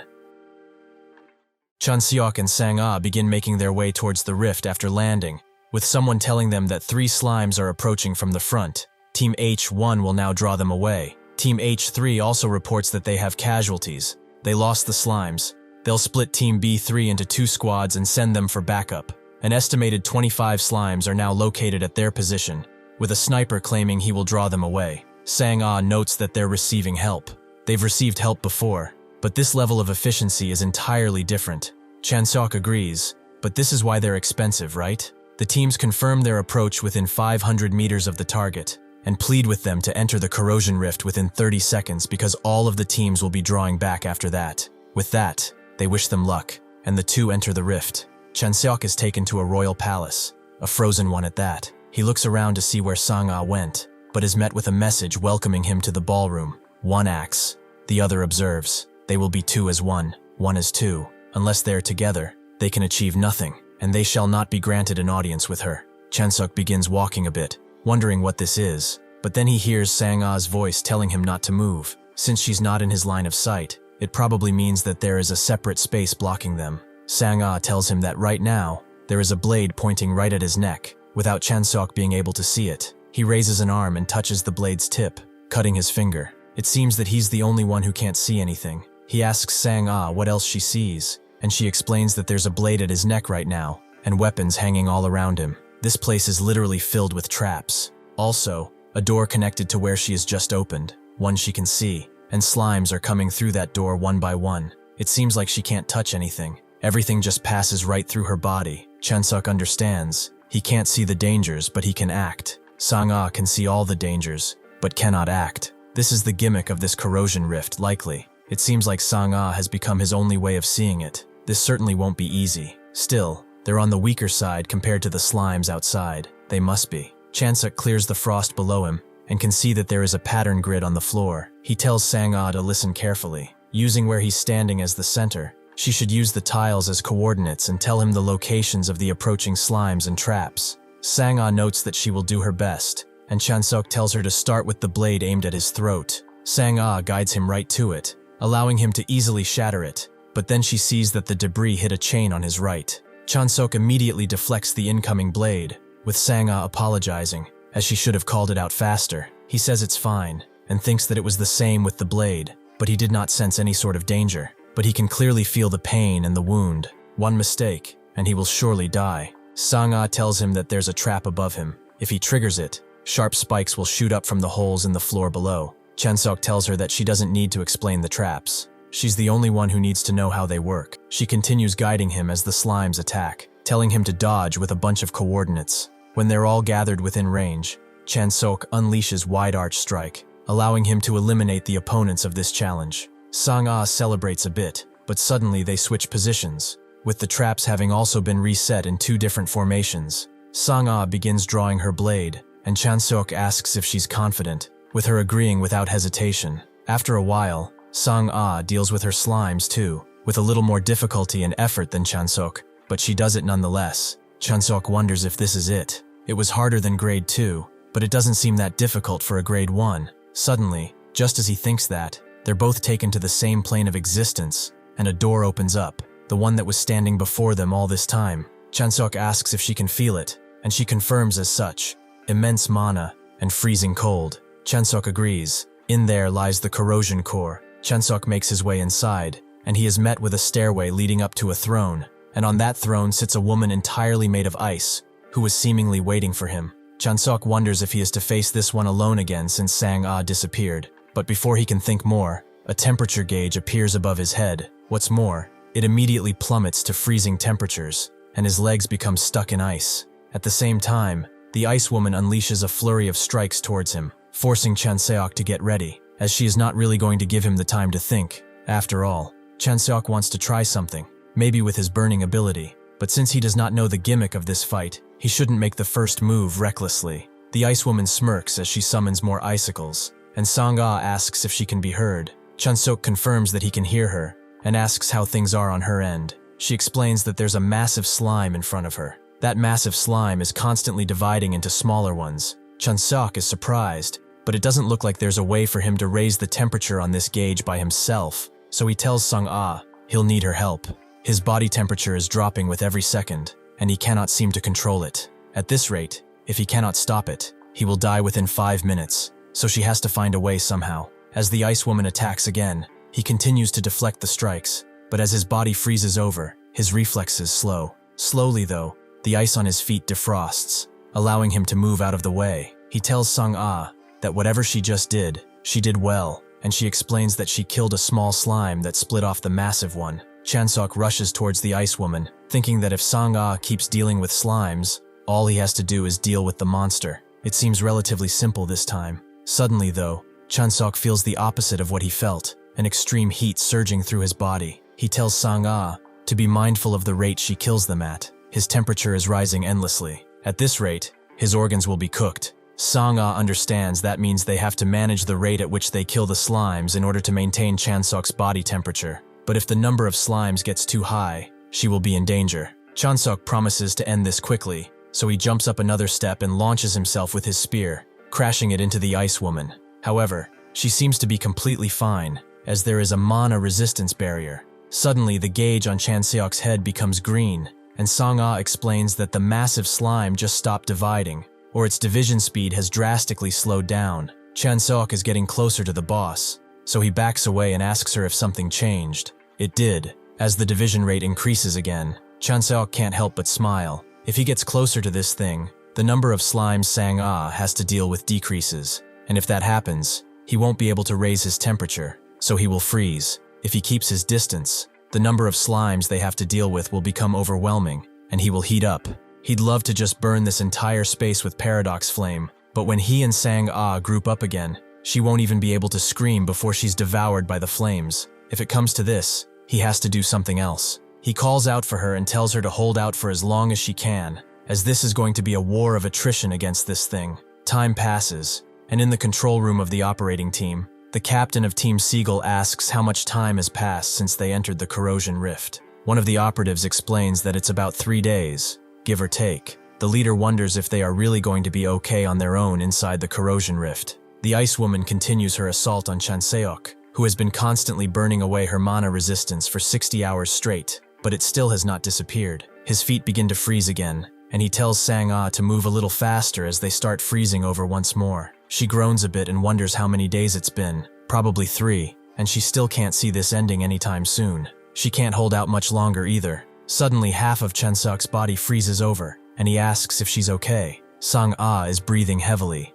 leaning on her sword, and says that she is okay for now. Chanseok damns it all, as he knows that Sang-ah is at her limit. The ice woman summons much larger ice sculptures this time, and with a manic laugh, crashes them into Chanseok, slamming him into the ground. She can't help but smile at the destruction she wrought, but Chanseok tells her not to smirk like that. It makes him want to kill her even faster. He survived crossing the line between life and death on the battlefield for 20 years, and she really thinks something like this is enough to take him down. He tells Sang-ah to squeeze out every last drop of remaining strength and kill the massive slime. Sang-ah tells him that if they do that, they might be throwing away their only shot at maintaining his body temperature, but Chanseok says they don't have a choice. One way or the other, they're both going to die if they keep this up.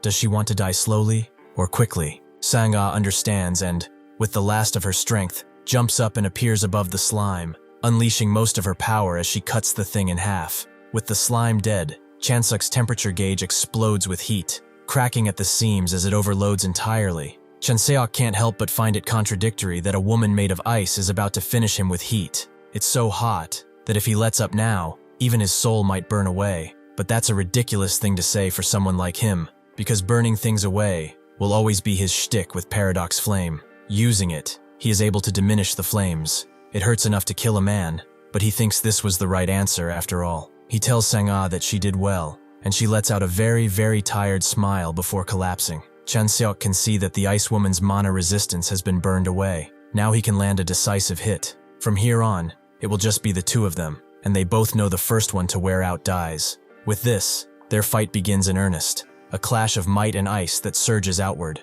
With each attack, a chilling sensation brushes past Chanseok, and he knows that the moment one of the attacks hits him, it will be fatal, so he has to dodge again and again. The Ice Woman pushes further, moving in to strike, but Chanseok uses his own momentum to drop-kick her away, making her skid roughly across the ground. He then appears above her, noting that she can't afford to show an opening, but she is prepared for this, and traps his body in ice, making him unable to move. What's more, a bunch more icicles appear behind him, ready to end it. At Seon's headquarters, the team leader arrives, noting that it has been over 2 weeks, and they still haven't heard a thing from Chanseok's team. Seon tells her that this means they're not dead yet. It's a grade 1 corrosion rift. Even she took 5 days the first time. 2 weeks or so seems like plenty of time to wait, right? What is she so worried about? The team leader explains that she's worried about Seon's standing. Everyone who joined this operation stepped forward, trusting Seon's name. Naturally, if this were to fail, Seon's name would be stained. Seon looks at her, thanking her for the concern, but it's fine. If the team leader believes in Seon, then she should believe in Chanseok and Sang-ah as well. With that, the team leader leaves, and Seon thinks that since they can't enter the corrosion rift, all she can do is believe Chanseok is still alive. The fact that there has been no word for 2 weeks means that he's continuing to fight in his own way even now. It might not just be 2 weeks, it might take more than a month, but the longer it takes, the higher Chanseok's chance of success will be. Now he's continuing his fight with the Ice Woman, who is a lot worse for wear than he is. He prepares another overhead strike, but instead of striking with his weapon, he throws it upwards. He unleashes a devastating elbow smash into the woman's head. However, it seems that she is able to withstand it. Chanseok looks back at his weapon because when handling a weapon, the weapon's own performance is important. However, the skill of the person wielding it matters far more. The weapon twirls in the air as he rushes towards it and sends it flying with another devastating kick, using the last of his strength. A few short hours later, Seon's earpiece picks up Chanseok saying that he made it but asking her to send a helicopter because he probably won't be able to walk back. 1 week later, following this unprecedented achievement, the attention of not only the association but the entire nation is focused on him. But just as some are starting to lose interest, Chanseok once again makes a statement that will shake the entire world. The press are lining up at the doors to hear from Chanseok's small, unaffiliated team. He says he will eliminate all Grade 1 corrosion rifts. He knows how hard the other hunters have worked, but in the end, unless they eliminate the corrosion rifts, nothing will change. He thinks that clearing the refrigerator made him realize that with his experience and abilities, and the right people to support him, doing it will not be impossible. He will save the world again, no matter what. After getting out of the conference room with Sang-ah, Chanseok sighs, damning the reporters for wasting so much of his time. He said it was possible. Why are they asking so many questions? A woman approaches them and asks if he is Chanseok, and he waves her off. As he told them, he is not doing exclusive interviews. The woman explains that she is from the KI group, so they should both come with her, because Chairman Han Sang-cheol wishes to see them. With this news, they are taken to a pretty packed club, not on the dancing floor of course, but behind it in the more private rooms. When they enter the room, Chanseok tugs at his tie, noting that there are all kinds of weird rooms inside this club. The chairman himself welcomes them with a bunch of young women around him, and asks if they've had an alright trip. Sang-cheol's granddaughter, Soo-hee, appreciates how handsome Chanseok is, just like in the rumors, wondering, why don't we ever get faces like that in our family? Sang-cheol's grandson, Han-hoon, tells her, as he does all the time, that she should mind her manners when she speaks. She is in front of the chairman after all. Sang-ah calls the two Uni and Appa, respectively, so Chanseok guesses that the man in the middle is Han Sang-cheol, the chairman of the Kyeomyang group.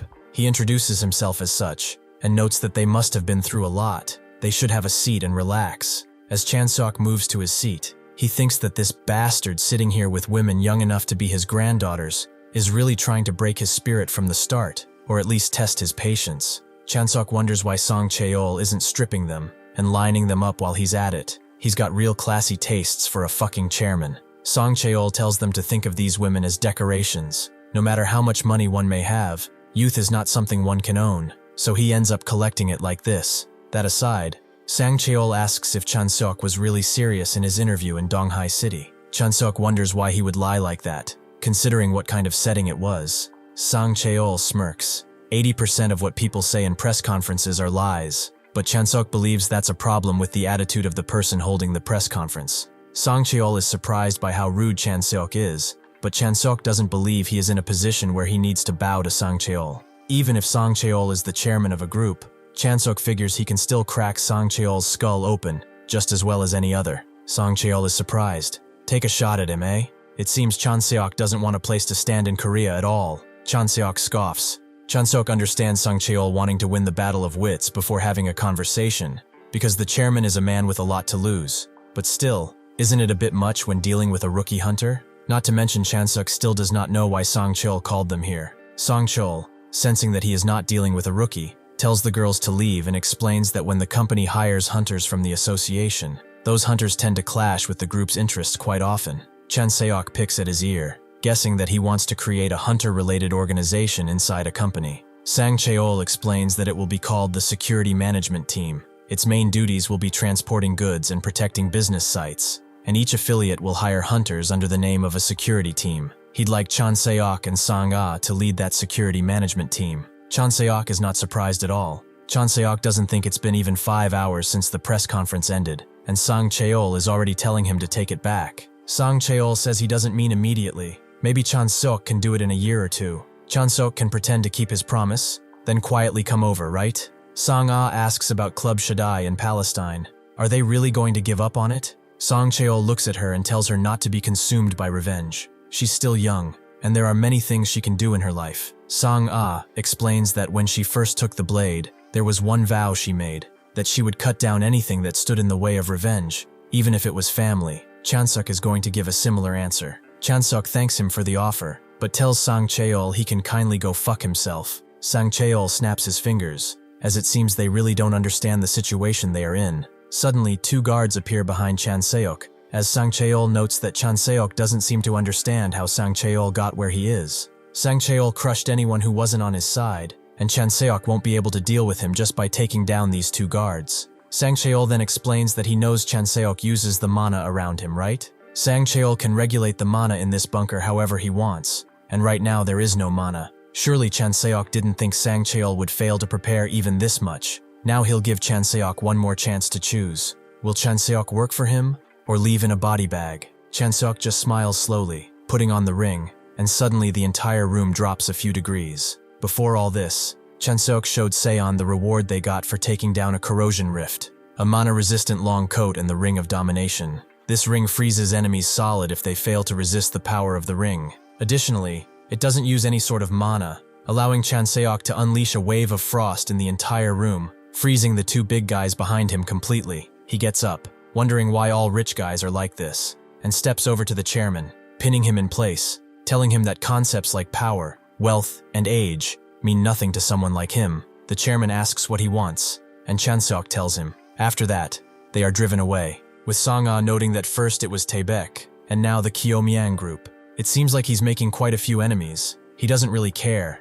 If he were a real rookie hunter, that would be a problem, but he can avoid being dragged around, so he's not going to let that happen. Suddenly, Sang-ah gets a text from her grandfather telling her to tell Chanseok to come pick up his medicine. Chanseok scoffs, as he really does have an incredible nose for money. Back at the suite, Soo-hee doesn't understand why her grandfather would sponsor someone so rude. The chairman asks her, "What do you know? What matters most to a businessman? It's ambition, and that boy, out of everyone he has ever seen, carries the greatest ambitions of all." The next day, a bunch of people are gathered in an arena. Chanseok and Sang-ah arrive too. They will begin selecting new team members. He asks who wants to go first. A few hours earlier, during Chanseok's press conference, he said he would save the world. He told the press that if there are any other skilled hunters who share his goals, they should work together. He will choose his team members through a selection trial too. Furthermore, their ultimate goal is the elimination of Club Shaddai and the rest of Grade 8 as well. A man not wearing shoes steps forward,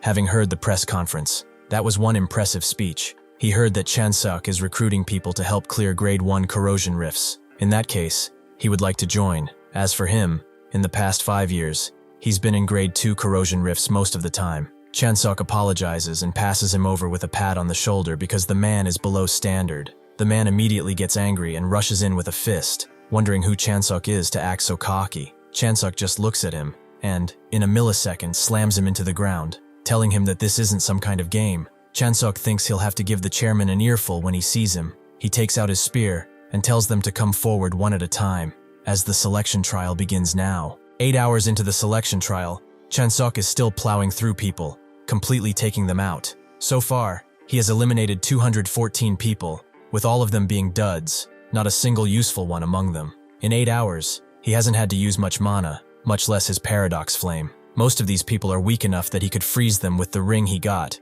Suddenly, though, someone steps forward. Someone with main character aura. They introduce themselves as Jeong Oh-hoon, and they look forward to working with him. Chanseok tells them to get to it, and Jeong immediately begins firing at him. However, his bullets don't come one after another as usual, but 3 at a time, aiming right toward Chanseok's head. He uses paradox flame to burn the rotational force of the bullets, and then deflect them. This surprises Jeong, and Chanseok rushes in with an arena splintering attack. The attack does not hit Jeong, as he starts to levitate. At that point, it becomes clear that Jeong is a man. Chanseok notes that Jeong has a few little tricks of his own, and decides to keep going. Jeong continues shooting at Chanseok, who in turn keeps deflecting his bullets. 30 minutes later, Jeong is breathing heavily. He thought that if he got lucky, he would be able to land at least one shot, but Chanseok thinks Jeong could still keep going. Jeong doesn't think so. He doesn't have that sort of stamina. Chanseok, however, can see that the gun Jeong is holding doesn't seem like one for spraying shots up close,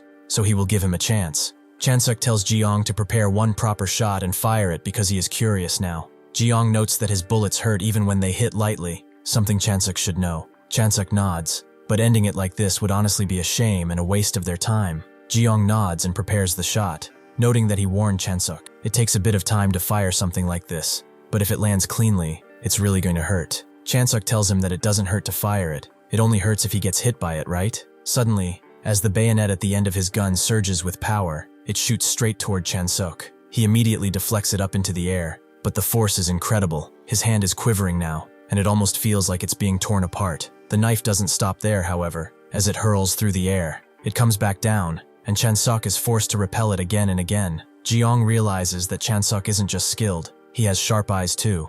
Jeong can't believe Chanseok is countering all of these. Jeong thought Chanseok would deflect at most a few of them. The knife continues pestering Chanseok, moving faster than sound, and more knives keep flying in, constantly changing course. If he tries to dodge instead of batting them away, they will change course in an instant and burrow themselves in his body. All the while, sniper shots are being mixed in too. Chanseok realizes that Jeong is more impressive than he thought. Eventually, Chanseok slams his spear into the ground, creating a large dust cloud that Jeong can't shoot through. With this opportunity, Chanseok rushes in and grabs his face, noting that it's about time they wrap this up.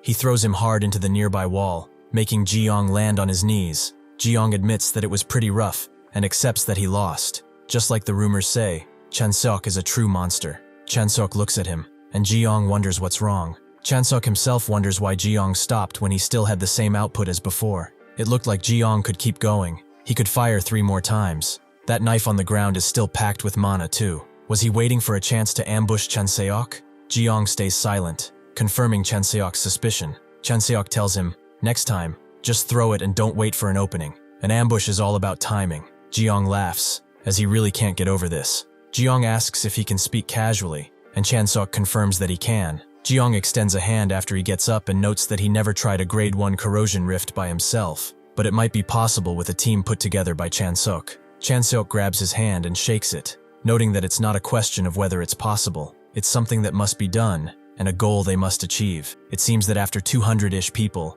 he finally found someone useful in Jeong, who has exactly the kind of strength they need right now. He's the spear, and Sang-ah is the sword. Even if Sion joins them, they're still limited in range. On the other hand, Jeong can provide range support from several kilometers away. He's the final piece of the puzzle. Jeong, though, says he'll do anything for money. Maybe that's why people call him Jeong the Trash. Chanseok notes that's a pretty memorable name to have, and Jeong puts it simply, if there's better pay waiting somewhere, then that's where he'll go. He will ditch Chanseok at any point. Chanseok wonders why Jeong tells him that so openly, and Jeong tries to recall his knife, noting that it's so Chanseok can't say he wasn't warned later, and get hurt over it. Chanseok grabs the knife from the air and wonders if that's so. Will Jeong really do anything for money? Well, then there are some cats in the Hunter Association underground parking lot. Some of them have had kittens recently too, so Chanseok will pay Jeong to kill them all, cut off their heads, and bring them to his doorstep. Can he do that? Is there a limit to what Jeong is willing to do for money after all?